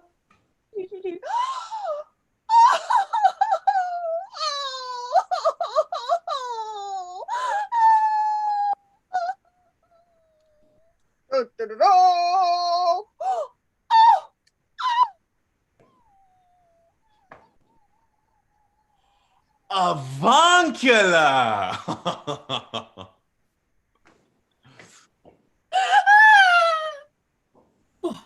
In awaiting torment, Ophelia stumbles to the floor as the hysterical prince looms over her. Oh, I'll no more on it. It hath made me mad. I say, we shall have no more marriages. Oh, no. Those that are married already. All but one shall live. The rest shall keep as they are. To a nunnery. Go! The enraged prince limps away. Oh, what noble mind is here overthrown?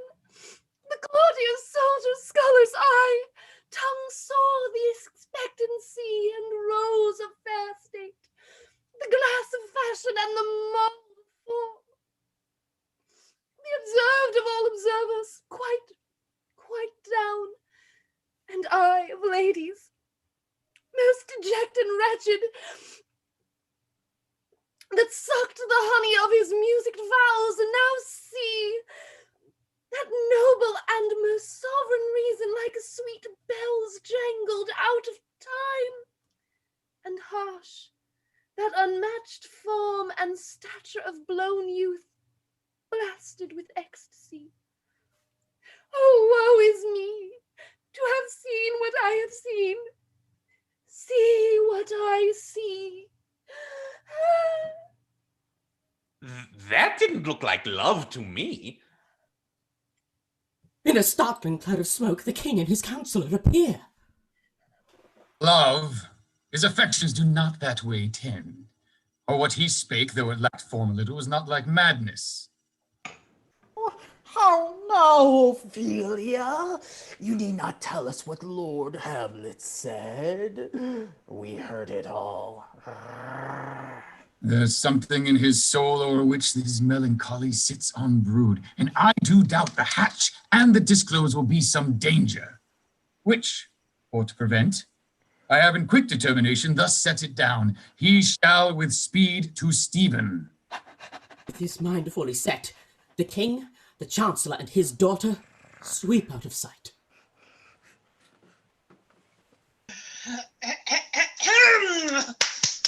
Gentlemen, it doesn't seem to be coming. We are not getting it at all. What did you think? What was I supposed to think? Ugh, you're not getting across. God, you're not starting from scratch again. It was a mess. It's going to be chaos on the night. Keep back, we're spectators. Act 2, positions. Wasn't that the end? Call that an ending? With practically everyone on his feet? My goodness, no, over your own dead body. How am I supposed to take that? Lying down. There is a design at work in all art. Surely you must know that. Events must play themselves out to aesthetic, moral, and logical conclusion. And what's that in this case? It never varies. We aim at the point where everyone who is marked for death dies. Marked? Between just desserts and tragic irony, we are given quite a lot of scope for our particular talent. Generally speaking, things have gone about as far as they can go when things have got about as bad as they can possibly get. Who decides? Decides? It is written! Now, if you're going to be all subtle, we'll miss each other in the dark. I'm referring to oral tradition, so to speak. We are tragedians, you see. We follow directions. There is no choice involved. The bad end unhappily, the good unluckily. That is what tragedy means. Positions! The tragedians take up their positions. And go. Oh! Having murdered his brother and wooed the widow, the poisoner mounts the throne. Here we see him and his queen give a rein to their unbridled passion. She little knowing the man she holds in her arms.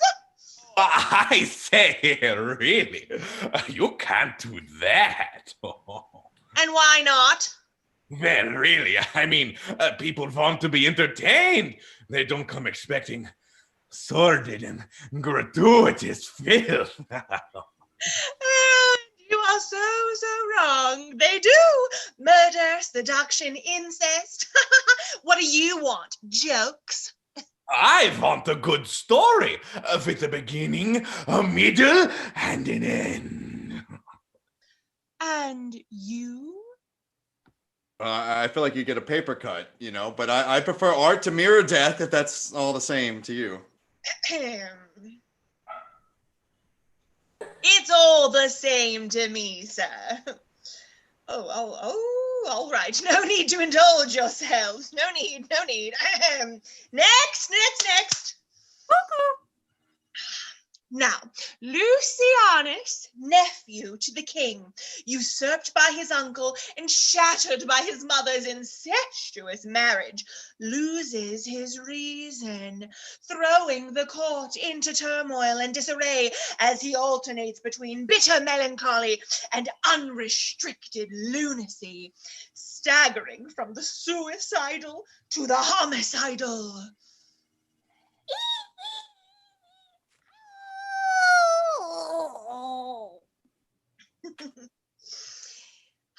He at last confronts his mother, and in a scene of provocative ambiguity, a somewhat Oedipal embrace, begs her to repent and recant. The king, Whoa. tormented by guilt, haunted by fear, decides to dispatch his nephew to Stephen and entrust this undertaking to two smiling accomplices, friends, courtiers, to two spies, giving them a letter to present to the Stephen court, and so they depart on board ship.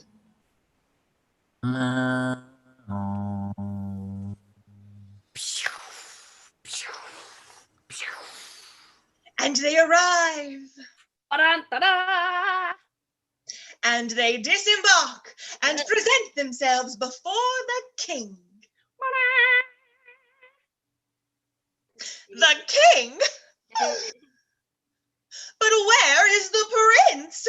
Where indeed the plot has thickened, a twist of fate, and cunning has put into their hands a letter that seals their deaths. Oh, you going down. Oh. Traitors hoist by their own petard, or victims of the gods, we shall never know. Are you familiar with this show? I'm in stitches. No. A slaughterhouse, 8 corpses all told. Oh, it brings out the best in us. You? What do you know about death? It's what the actors do best. They have to exploit whatever talent is given to them, and their talent is dying. Now, they can die heroically. Aha! Oh no! Comically.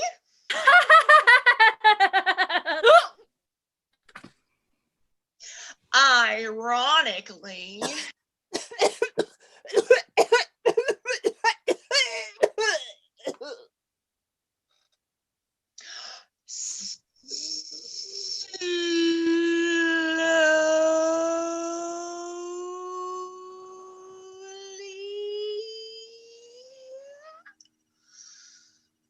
Suddenly.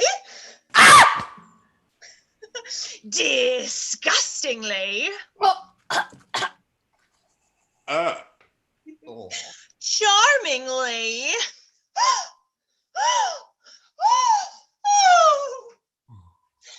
And from a great height.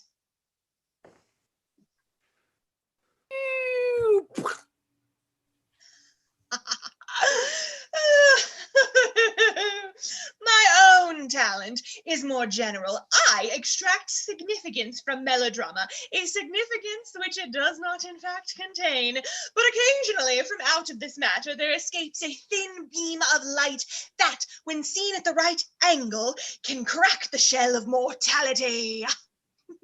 Is that all they can do? Die? They kill beautifully. In fact, some of them kill even better than they die. The rest die better than they kill. Oh, they're a team. The mechanics of cheap melodrama, that isn't death. You scream and choke and sink to your knees, but it doesn't bring death home to anyone. It doesn't catch them unawares and start the whisper in their skulls that says, one day you are going to die. You die so many times. How can you expect them to believe in your death? On the contrary, it is the only kind they do believe. They are conditioned to it. Now, I had an actor once who was condemned to hang for stealing a sheep. Or was it a lamb? I forget. So, I got permission to have him hanged in the middle of a play. Had to change the plot a bit, but I thought it would be effective, you know, and you wouldn't believe it. He just wasn't convincing. It was impossible to suspend one's disbelief, and what with the audience cheering and throwing peanuts, the whole thing was a disaster. He did nothing but cry all the time, right out of character, just stood there and cried. Never again. Audiences know what to expect, and that is all they are prepared to believe in.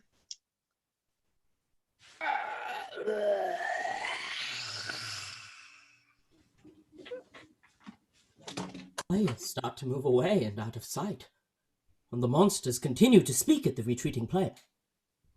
Oh, no, you've got it all wrong. You can't act death. The fact has nothing to do with seeing it happen. It's not gasps and blood and falling about. That isn't what makes it death. It's just the man failing to reappear. That's all. Now you see him. Now you don't. That's the only thing that's real. Here 1 minute and gone the next, and never coming back. An exit, unobtrusive and unannounced, a disappearance, gathering weight as it goes on until finally it is heavy with death.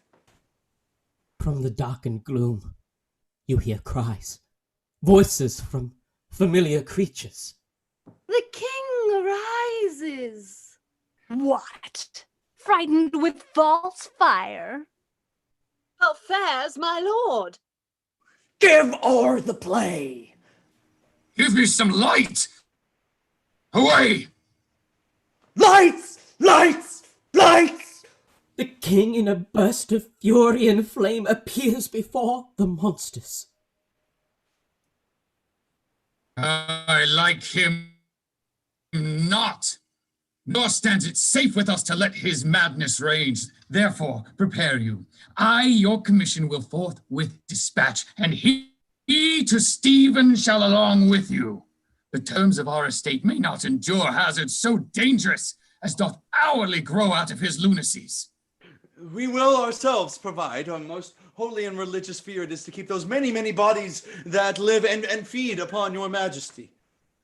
The single and peculiar life is bound with all the strength and armor of the mind to keep itself from annoyance, but much more upon that spirit upon whose weal depends and rests the lives of many. The cease of majesty dies, not alone, but like a gulf doth draw what's near it with it. It is a massive wheel fixed on the summit of the highest mount, to whose huge spokes 10,000 lesser things are mortised and adjoined, which, when it falls, each small annexment, petty consequence attends the boisterous ruin. Never alone did the king sigh, but a general groan. arm you, I pray you, to this speedy voyage. For we will fetters put upon this fear which now goes too free-footed. We will haste us. The king vanishes like smoke on the wind. That must be east then. I think we can assume that. I'm assuming nothing. No, it's all right. That's the sun. West. Where? I watched it come up. No, it was light all the time, you see, and you opened your eyes very, very slowly. If you've been facing back there, you'd be swearing that was east. You're a massive prejudice. I've been taken in before. Rings a bell. They're waiting to see what we're going to do. Good old West. As soon as we make a move, they'll come pouring in from every side, shouting obscure instructions, confusing us with ridiculous remarks, messing us up about from here to breakfast, and getting our names wrong. I am slain. Oh, Frankenstein! You're wanted! With some air of desperation, the king and queen momentarily appear. Friends both, go join you with some further aid. Hamlet in madness hath Polonius slain, and from his mother's closet hath he dragged him. Go seek him out, speak fair, and bring the body into the chapel. I pray you hasten this. Come, Gertrude, we'll call upon our wisest friends and let them know both what we mean to do. Then, as suddenly, the royals are gone, and the monsters remain in a heavy stillness. Wow. Quite. Well. Quite. Seek him out. Etc. Quite. Well, that's a step in the right direction. What, you didn't like him? Ooh. Good Victor, I hope more tears are shed for us. Well, it's progress, isn't it? Something positive. Seek him out. Where does one begin? Well, that's a step in the right direction. Oh, you think so? All right. Could be anywhere. All right. You go that way, I'll go this way. Right. No. You go this way, I'll go that way. All right. Okay, let's do that. Wait a minute. I think we should stick together. He might be violent. Oh, yeah, that's a good point. I'll come with you. No, I'll come with you. Right. I'll come with you my way. All right. Right, I say. I've just thought. If we both go, he could come here. That would be stupid, wouldn't it? Yeah, all right. I'll stay, you go. Right. No, we ought to stick together. He might be violent. Oh, good point. Oh, right. Well, at least we're getting somewhere. Of course, he might not come. He'll come. He's coming! What's he doing? Shambling. Alone? No. Who's with him? The old man is. Shambling? No. Well, not shambling? Oh. You know, it's an opening if ever there was one. Let him step into the trap. What trap? Okay, you stand there. Don't let him pass. Do your thing. You see the two creatures move together, as though to block a singular entrance, whilst from behind them the prince appears, dragging a corpse behind him. The counselor's corpse. Too late. They notice the futility of their effort. That was close. Well, there's a limit to what two people can do over Zoom. He was dead. Of course he's dead. Properly. Death, isn't it? That only counts as one. Perhaps he'll come back this way. Oh, yes. No. If it can't learn by experience, what else have we got? Give him a shout. I thought we'd been into all that. Hamlet! Don't be absurd. The prince returns, empty-handed. Lord Hamlet, what have you done with the dead body? Compounded it with us, whereto 'tis kin. I didn't see you. Tell us where it is, that we may take it thence and bear it to the chapel. Do not believe it. Believe what? That I can keep your counsel and not mine own. Besides, to be demanded of a sponge, what replication should be made by the son of a king? Take you me for a sponge, my lord? Aye, sir. He that soaks up the king's countenance, his rewards, his authorities. But such officers do the king best service in the end. He keeps them, like an ape, in the corner of his jaw, first mouthed to be last swallowed. When he needs what you have gleaned, it is but squeezing, sponge, and you shall be dry again. I understand you not, my lord. I'm glad of it. A knavish speech sleeps in a foolish ear. My lord, you must tell us where the body is and go with us to the king. The body is with the king, but the king is not with the body. The king is a thing. A thing, my lord. Of nothing. Bring me to him. The homicidal prince moves to depart, and the monsters flank him. As the creatures hold fast to their reverence without being relieved, the prince makes his solo retreat. Greeted by their back signs, the king arrives. What hath befallen?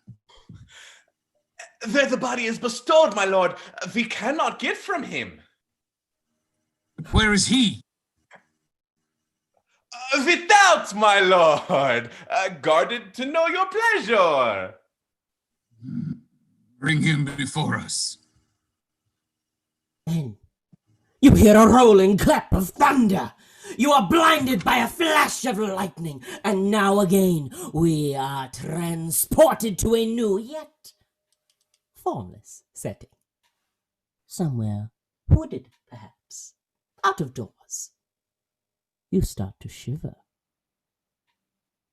So it's not sitting that moves us. All right, then. Can that be all? And why us? Anybody would have done, and we had contributed nothing. It was a trying episode while it lasted, but they've done with us now. Done what? I don't pretend to have understood. Frankly, I'm not very interested. If they won't tell us, that's their affair. For my part, I'm only glad that's the last we've seen of him. Oh. Yeah, I knew it wasn't the end.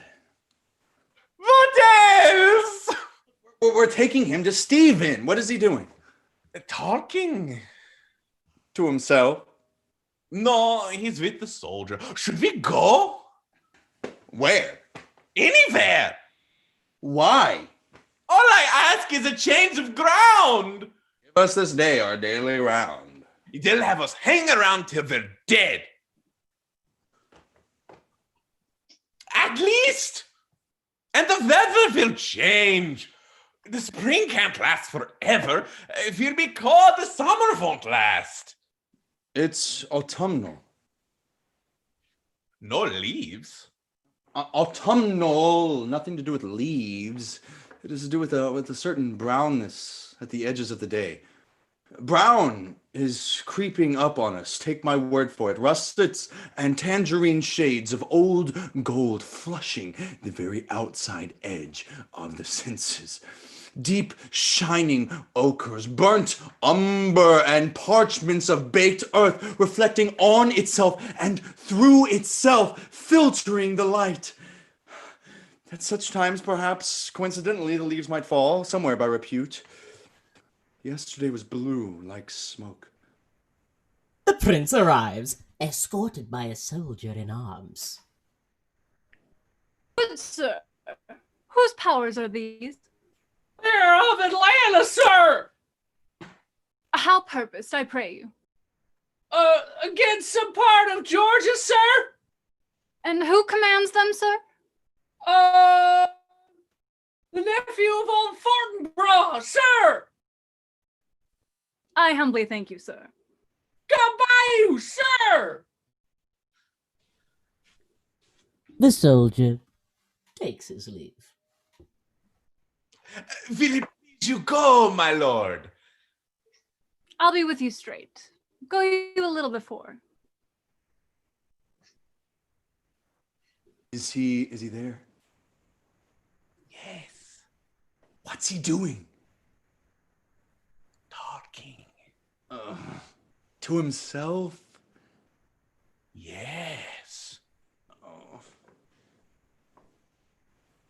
He said we could go. Cross my heart. No, I like to know where I am. Even if I don't know where I am, I like to know that. If we go, there's no knowing. No knowing what? If we'll ever come back. We don't want to come back. That may very well be true, but do we want to go? We'll be free. I don't know. It's the same sky. We've come this far. Besides, anything could happen yet. One monster charges forward as his compatriot creature follows his lead. But here our curtain once more descends, metaphorically. We shall indulge in a second intermission, but hurry back, for there is yet a little bit more to our tale.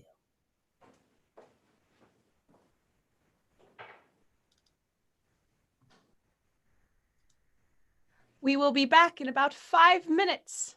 So please go ahead and refresh your cocktail and then come right back for Act 3.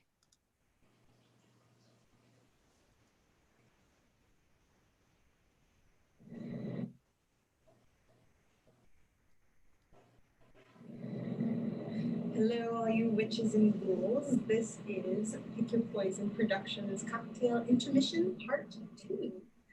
Earlier, we went through a very Halloween-esque cocktail, and this time we're going to go along with a more fall rendition of an apple pie cocktail. It is a play on an apple martini, not the apple martini you drank when you were 14 that was bright green, but an actual apple martini. This recipe is made by yours truly, so if you have any questions, please put them down in the comments below. I do recommend this one as a dessert replacement. It is rather sweet and will trick your mind into thinking you are eating an apple pie. So without further ado, let's get our ingredients situated. All right, so to start with, we're just going to get our glass set up. You can take a lemon, or if you have just a wet napkin, send it along the rim of your glass. I personally like it in a martini glass. And then right here I have a cinnamon sugar crumbing. You can go ahead and place that along. See, set along the rim of your glass.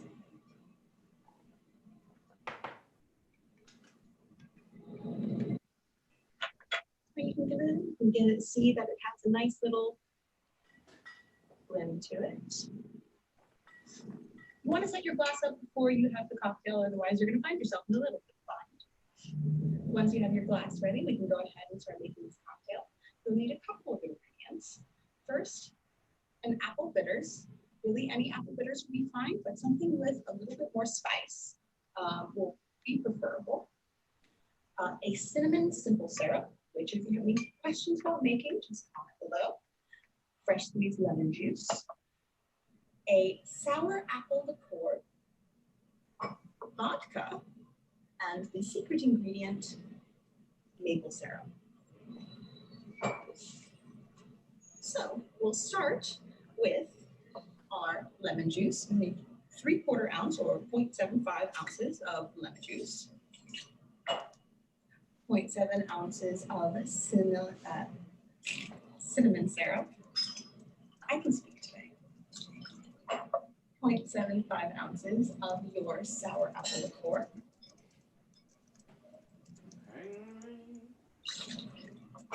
A 1/4 ounce of maple syrup.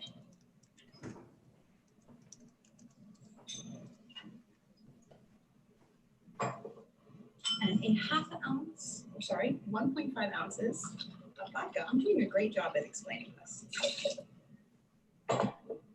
And then 3 dashes of apple bitters.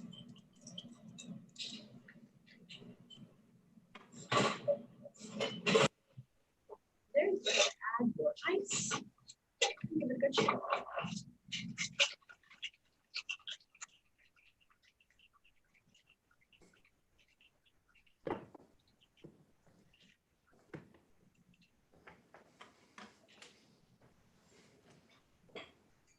Go ahead and pour it through.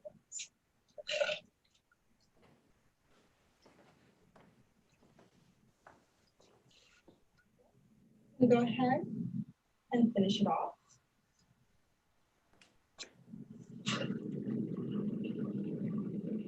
With a smoking cinnamon stick. Enjoy, everyone.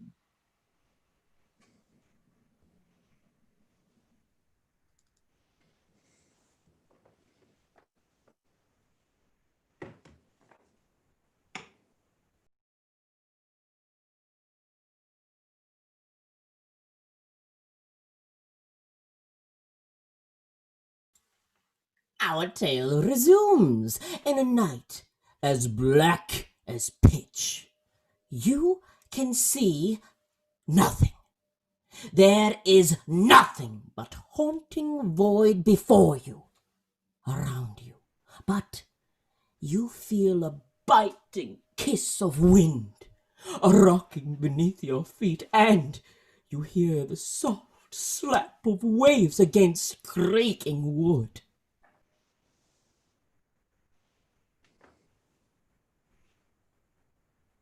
Are you there? There? Jeez, a flying start. Is that you? Yes. How do you know? Oh, for Victor's sake! We're not finished then? Well, we're here, aren't we? Are we? I can't see a thing. You can still think, can't you? I think so. You certainly can still talk. What should I say? Don't bother. You can feel, can't you? There's life in me yet. What are you feeling? A leg. Yes, it feels like my leg.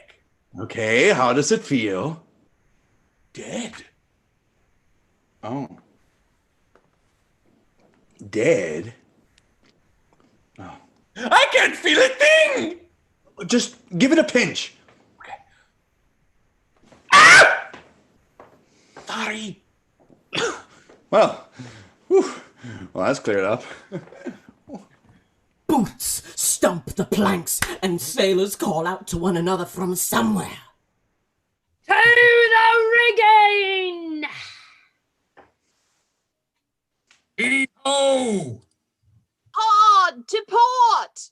Miss Scurvy's acting up again. Where's the rum? We're on a boat! Yeah, I know. Dark, isn't it? Well, not for night. No, not for night. Dark for day. Yes, it's dark for day. You hear the strike of flint, and you see a flash of light from a lantern. Suddenly, everything is illuminated. Revealed is the full deck of a ship, upon which there are 3 large sealed caskets, evenly spaced in a line. Beside them, a large striped umbrella propped up, askew, absurd, and out of place. Yes, it's lighter than it was. It will be morning soon.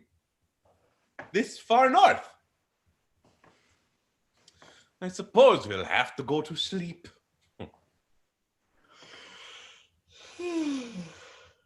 Oh, tired Dracula. No. I don't think I'd take to it. Sleep all day, can't see a thing at night. Those Yetis must have a quiet life. Where? What? I thought you would have... I've lost all capacity for disbelief. I'm not even sure I could rise to a little gentle skepticism. Well, shall we stretch our legs? No, I don't feel like stretching my legs. I'll stretch them for you if you'd like. No. We could stretch each other's. That way we wouldn't have to go anywhere. Oh, no. Somebody might come in. In where? Out here. In out here? On deck. A nice bit of planking, that. Yes, I'm very fond of boats myself. I like the way they're contained. You don't have to worry about which way to go or whether to go at all. The question doesn't arise because you're on a boat, aren't you? Boats are safe areas in the game of tag. The players will hold their positions until the music starts, and I think I'll spend most of my life on boats. Very healthy. One is free on a boat for a time, relatively. What's it like? Rough. Oh. I think I'm going to be sick. Other side, I think. Yeah. Free to move, speak, extemporize, and yet we have not been cut loose. Our truancy is defined by one fixed star, and our drift represents merely a slight chance of angle to it. We may seize the moment, toss it around let the moment pass, a short dash here, an exploration there, but we are brought round full circle to face again the single, immutable fact that we, Dracula and Frankenstein, are taking Hamlet to Stephen. Oh, I say, he's here! Oh, nice drink. What's he doing? Sleeping. Oh, it's all done for him. He's got us. And we've got nothing.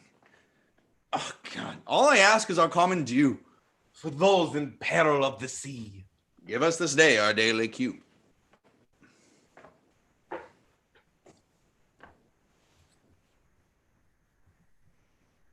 Again? Really? Yes. All right. That one. Yes. All right. Okay. And that one. Yes. Oh, this has already doubled what we've gotten for tonight's show. Okay. All right. How about that one and that one? You had money in both hands? Yes. Every time? Yes. Well, what's the point of that? I wanted to make you happy. Oh. All right. How much did he give you? Who? The king. He gave us some money. How much did he give you? I asked you first. I get the same as you.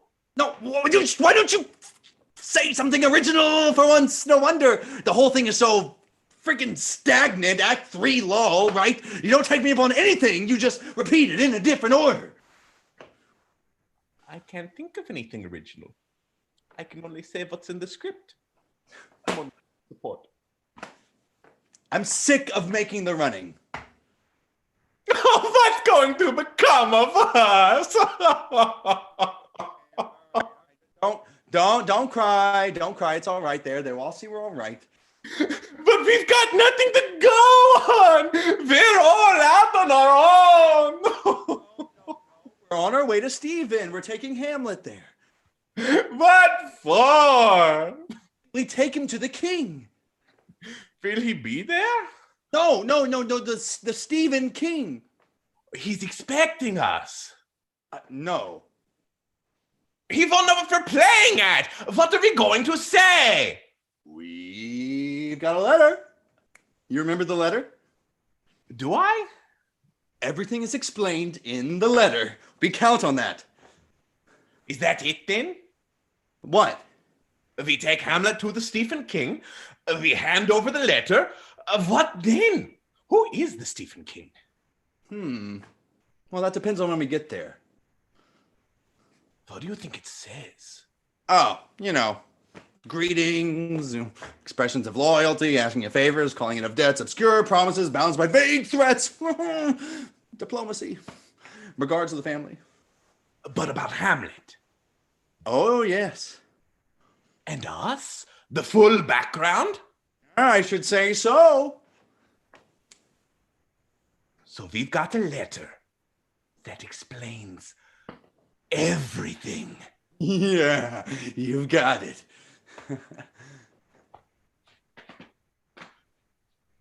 What's the matter? The letter. Have you got it? Have I? Where would I have put it? You can't have lost it. I must have.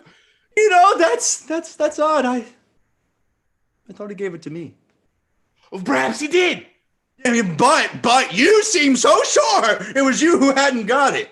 It was me who hadn't got it. All right, okay. This is all getting rather undisciplined. The boat, the night, the sense of isolation, uncertainty, all those induce a loosening of the concentration. We must not lose control.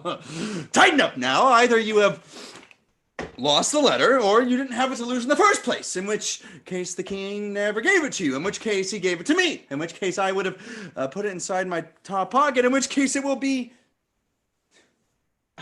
Oh, here. Can you believe it? Okay.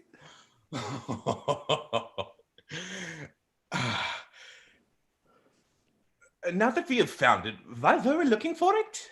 Well, we thought it was lost. Something else? No. I don't believe in it anyway. What? Stephen! Oh, what? Just a conspiracy of script writers, you mean? I mean, I don't believe it. I have no image. My mind remains a blank. No, we're slipping off the map. Yes. But you don't believe anything till it happens. It has all happened, hasn't it? We drift down time, clutching at straws. But what good's a brick to a drowning man? Don't give up. Don't give up. We can't be long now. We might as well be dead. Do you think death could possibly be a boat? No. Yeah, death is not, right? Death isn't. You take my meaning. Death is the ultimate negative. Not being. You can't not be on a boat. I've frequently not been on boats. No. What you've been is not on boats. I wish I was dead. Oh, me too. I could jump over the side. That would put a spoke in their wheel. Unless they're counting on it. I shall remain on board. That'll put a spoke in their wheel. All right, we don't question it, we don't doubt, we perform. But a line must be drawn somewhere. And I would like to put it on record that I have no confidence in Stephen. Thank you. And even if it's true, it'll just be another shambles. I don't see why. He won't know what we're talking about. What are we going to say? We say, Your Majesty, we have arrived. And who are you? We are Dracula and Frankenstein. Never heard of you. Well, we're nobody special. What's your game? We've got our instructions. First, I've heard of it. No, let me finish. We've come from hell. What do you want? Nothing. We're delivering Hamlet. Who is he? Oh, you've heard of him. Oh, I've heard of him, all right, and I want nothing to do with it. But you march in here without so much as a by your leave and expect me to take every lunatic you try to pass off with a lot of unsubstantiated. We've got a letter. I see. Well, this seems to support your story, such as it is.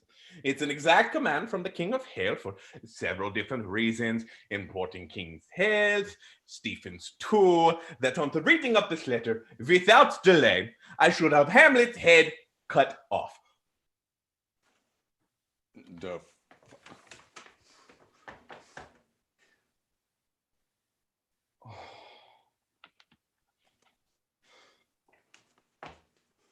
The sun's going down. If it'll be dark soon. Do you think so? We're his friends. How do you know? From our young days. Brought up with him. You've only got their word for it. But that's what we depend on. Well, yes. And then again, no, I... All right, let us keep things in proportion. Assume, if you like, that they're going to kill him, all right? So, well, he's a man. He is mortal. You know, death comes to us all, etc. And then, consequently, he would have died anyway, sooner or later. Or, to look at it from the social point of view, he's just one man among many. The loss would be well within reason and convenience. Yeah? And then again, what's so terrible about death, right? As Socrates so philosophically put it, since we don't know what death is illogical to fear it. It might be very nice, all in all. I think we'd be well advised to leave well alone, right? Tie up the letter, there, like neatly like that, and then they won't notice the broken seal, assuming you were in character. But what's the point? Trust me, do not apply logic. He's done nothing to us. But it could have been worse. I was beginning to think it was. The position, as I see it then. We, Dracula and Frankenstein, from our young days, brought up with him, awakened by a man standing on his saddle, are summoned and arrive, and are instructed to glean what afflicts him and draw him into pleasures, such as a play, which unfortunately, as it turns out, is abandoned at some confusion owing to certain nuances outside our appreciation, which, among other causes, results in, among other effects, a high, not to say homicidal excitement in Hamlet, whom we, in consequence, are escorting for his own good to Stephen. Good. We're on top of it now.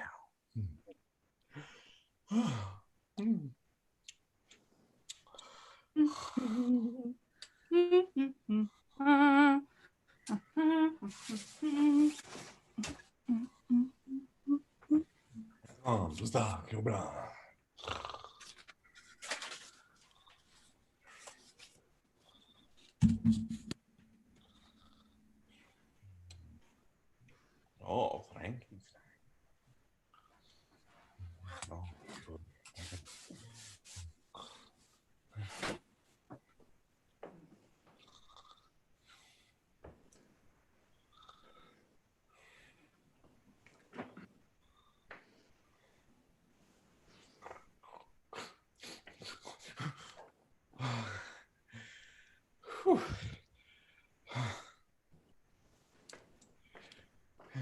As night begins to fall, the sounds of wailing wakens the monsters from their slumber. Is it the sailors making the sounds? I am assuming nothing. The position as I see it then.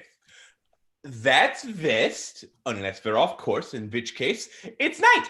The king never gave me the letter. The king gave you the letter. We don't know if it's in the letter. We take Hamlet to the Stephen King. It, depending on when we get there, who he is, we hand over the letter. We could have done much worse. There is a faint rise of drumming, and moaning, and wailing. Oh, here we go. Yes, but what? Go and see what it is.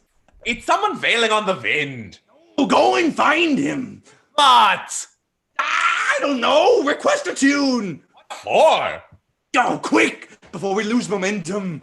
Oh, why something is happening. It had quite escaped my attention. Plausibility is all I presume. Call us this day our daily tune. The monsters approach the caskets. The noise grows stronger as, all of a sudden, the lid of the casket flies off. All in the same boat, then? All right, everybody out, everybody, come on. Oh. Where are we? Traveling. Of course, we haven't got there yet. Right for Stephen? You look all right to me. But I don't think they're very particular in Stephen. Alfred! Alfred! There you are. Just what are you doing here? Traveling! Right. Everyone blend into the background. Blend, blend, blend. Are you pleased to see us? You've come out of it very well so far. Yeah. And you?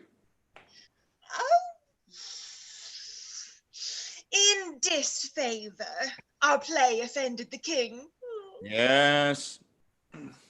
Well, he's a second husband himself. Tactless, really. We never really got it going. It was getting quite interesting when they stopped it. What were you doing in there? Hiding. We had to run for it just as we were. Oh, stowaways. Well, naturally, we didn't get paid owing to circumstances ever so slightly beyond our control. And all the money we had, we lost betting on certainties. Life is a gamble at terrible odds. If it was a bet, you wouldn't take it. Did you know that any number doubled is even? Is it? I said it. We learn something new every day to our cost. But we Charupas just go on and on. Say, do you know what happens to old actors? What? Nothing. They're still acting. Oh, surprised then. What? Surprised to see us. I knew it wasn't the end. With practically everyone on his feet. What do you make of it so far? Well, we haven't got much to go on. So you speak to him? It's possible. Yeah, but it wouldn't make any difference. It's possible. Pointless. It's allowed. Allowed, yes. We are not restricted. No boundaries have been defined. No inhibitions imposed. We have, for the while, secured or blundered into our release for the while. Spontaneity and whim are the order of the day, apparently. Other wheels are turning, but they are not our concern. We can breathe. We can relax. We can do what we like and say what we like to whomever we like without restriction. Within limits, of course. Certainly within limits.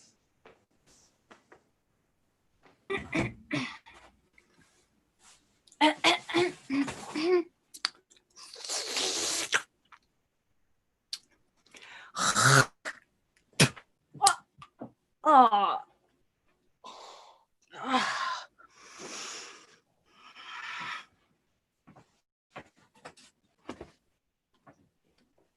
A compulsion towards philosophical introspection is his chief characteristic, if I may put it like that. It does not mean he is mad. It does mean he isn't. Very often it does not mean anything at all, which may or may not be a kind of madness.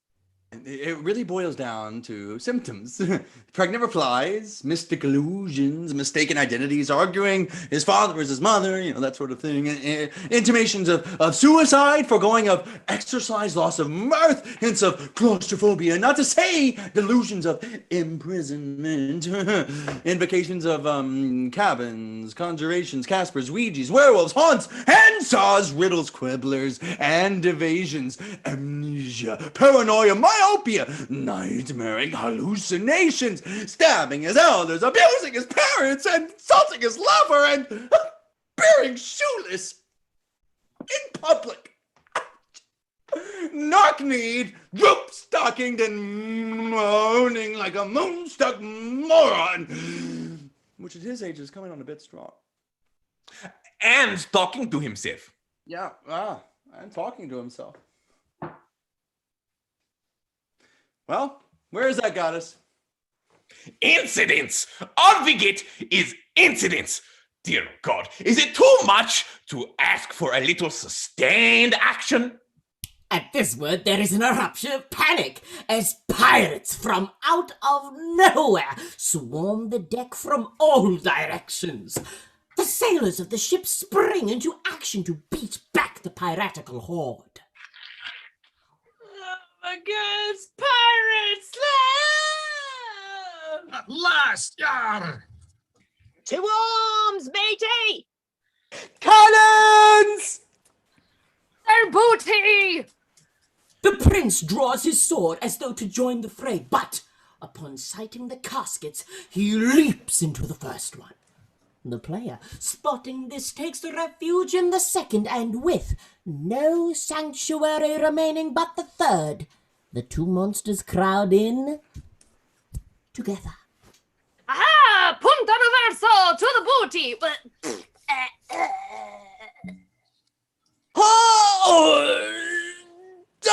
Oh, that went right through me. Oh. Ahoy! Avast!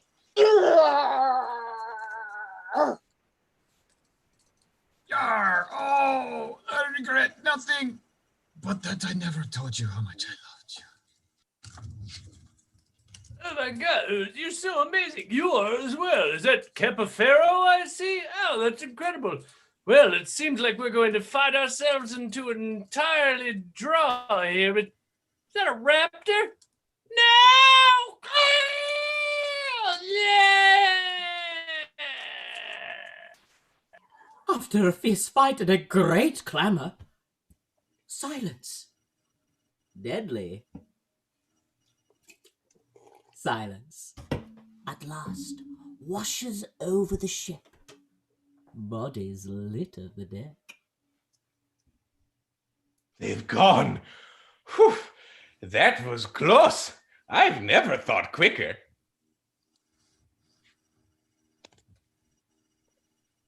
There's the prince! Once more alone, on our own resources. Do you mean, where is he? Gone. Gone where? Yes. We were dead lucky there.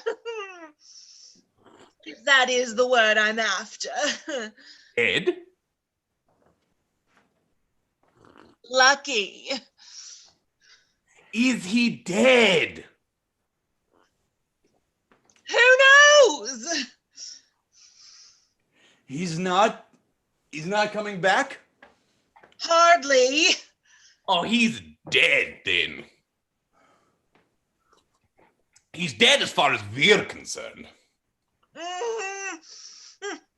Or we are as far as he is. Not too bad, is it? Money, he can't. We're supposed to. Look, we've got a letter. We're going to Stephen with a letter for the king. Yes, that much seems certain. I congratulate you on the unambiguity of your situation. But you don't understand it. It contains. We've had our good instructions. The whole thing's pointless without him. Don't you see? Pirates can happen to anyone. Just deliver the letter. They'll send ambassadors from Stephen to explain. Oh, no, can't see. The pirates left us home and high. Oh, what is dry and home? Drome and bath. The pirates left us high and dry. Yeah, there.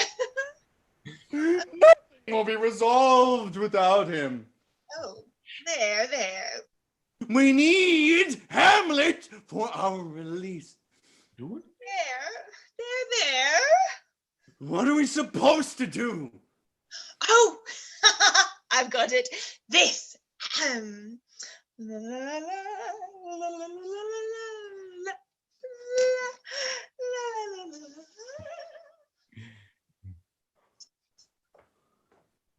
The sun's coming up.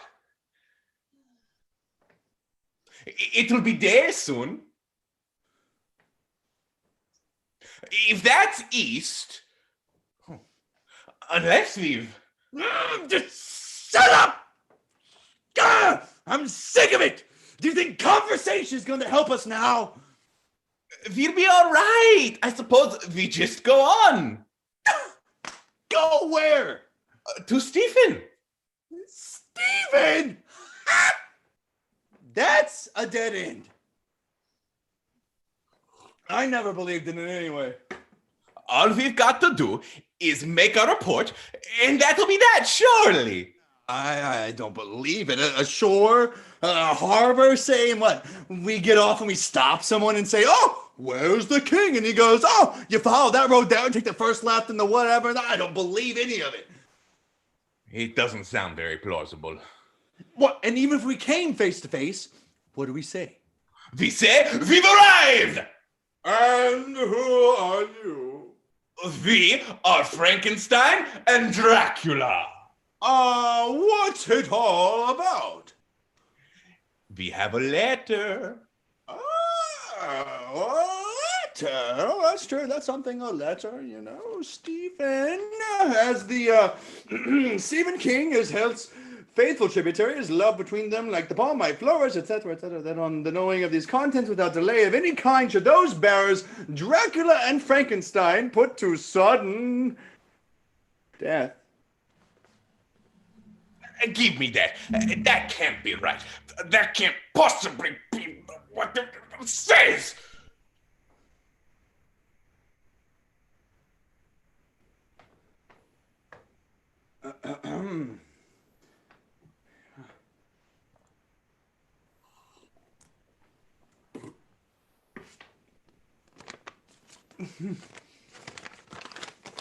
See, where we went wrong was getting on a boat. They had it in for us, didn't they? Right from the beginning. Who would have thought we were so important? But why? Huh? Was it all for this? Who are we that so much converge on our little deaths? Huh? Who are we? You are Dracula and Frankenstein. And that is enough. No, it is not enough to be told so little to such an end and still finally to be denied an explanation? In our experience, most things end in death. Your experience? Actors. I'm talking about death. And you've never experienced that. And you cannot act it. You die 1,000 casual deaths. With none of that intensity which squeezes out life. And no blood runs cold anywhere because even as you die, you know that you will come back in a different hat. But no one gets up after death. There is no applause. There is only silence and some second-hand clothes and that's death.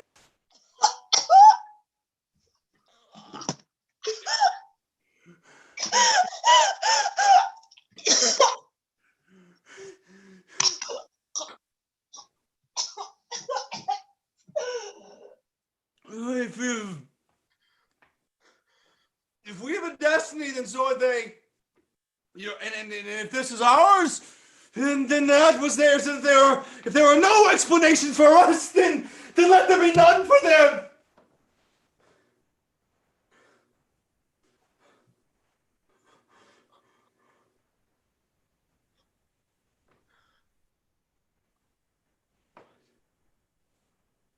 What's wrong with you?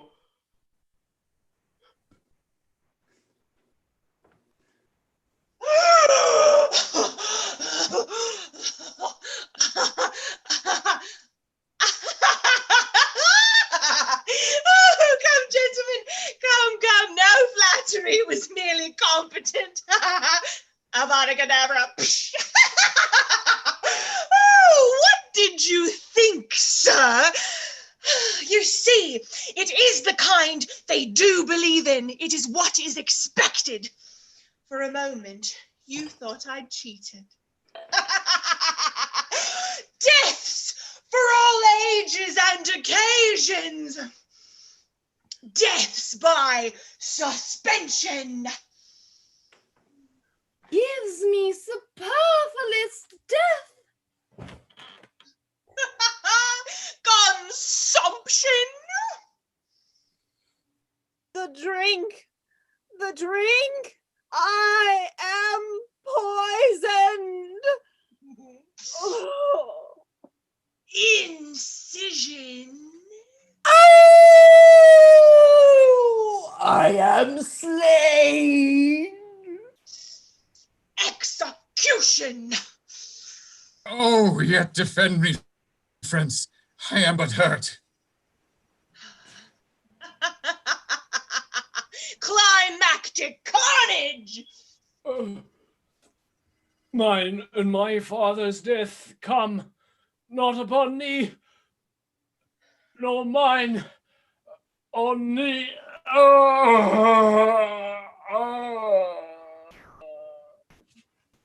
By poisoned and by steel. The rest is silence. So there's an end to that. It's commonplace. Light goes with life. And in the winter of your years, the dark comes early. Oh. No, not us. Not like that. Dying is not romantic. And death is not a game, which will soon be over. Death is not anything. Death is not.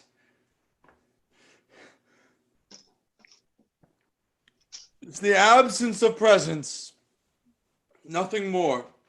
The endless time of never coming back. A gap! You can't see, and when the wind blows through it, it makes no sound.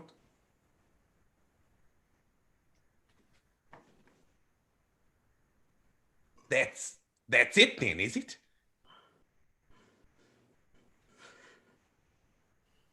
The sun's coming up. Or the earth's going down, as the fashionable theory has it. Not that it makes any difference. What was it all about? When did it begin? I couldn't we just stay put? I mean, no one's going to come on and drag us off, and they'll just have to wait. They're still young. Fit. We've got years.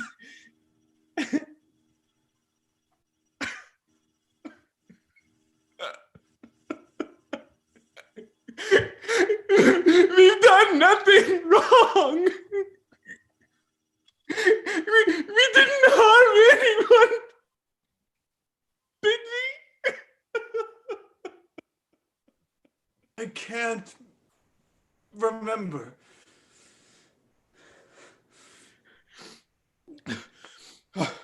All right then. I don't care. I've had enough. To tell you the truth, I'm relieved.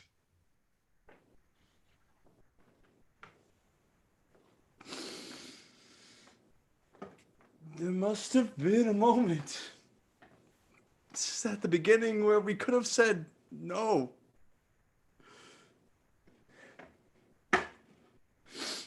Somehow we missed it. Track you. Frankens.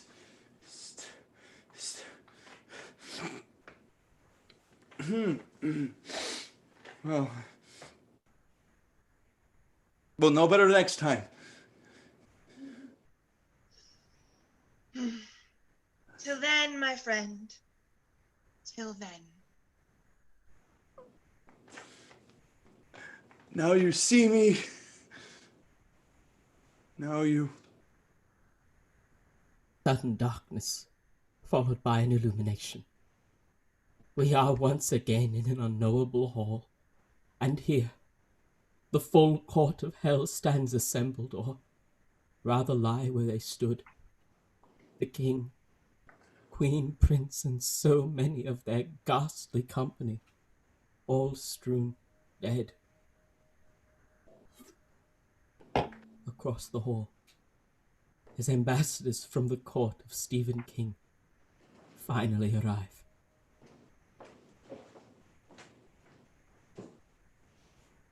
The sight is dismal, and our affairs from Stephen come too late. The ears are senseless that should give us hearing to tell us his commandment is fulfilled, that Dracula and Frankenstein are dead.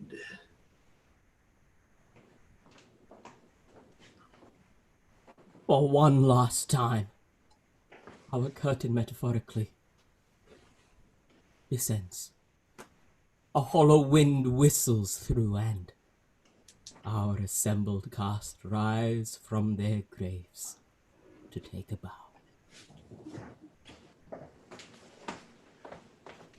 Yay!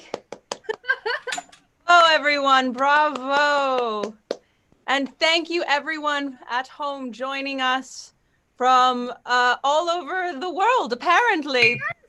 Joining us and going on this wonderful adventure, this wonderful spooky Halloween adventure with us. Once again, I'd love to thank all of our sponsors for contributing to the cast. We all greatly appreciate it. And thank you, our top shelf sponsors, BJ Bryan and Evan and Susan Stitt. We appreciate you so very much.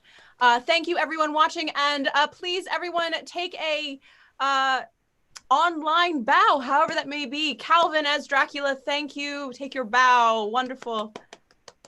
Trevor Martin as Frankenstein. Emma K. Harr as the player. Nathan Patterson as the narrator. Thank you.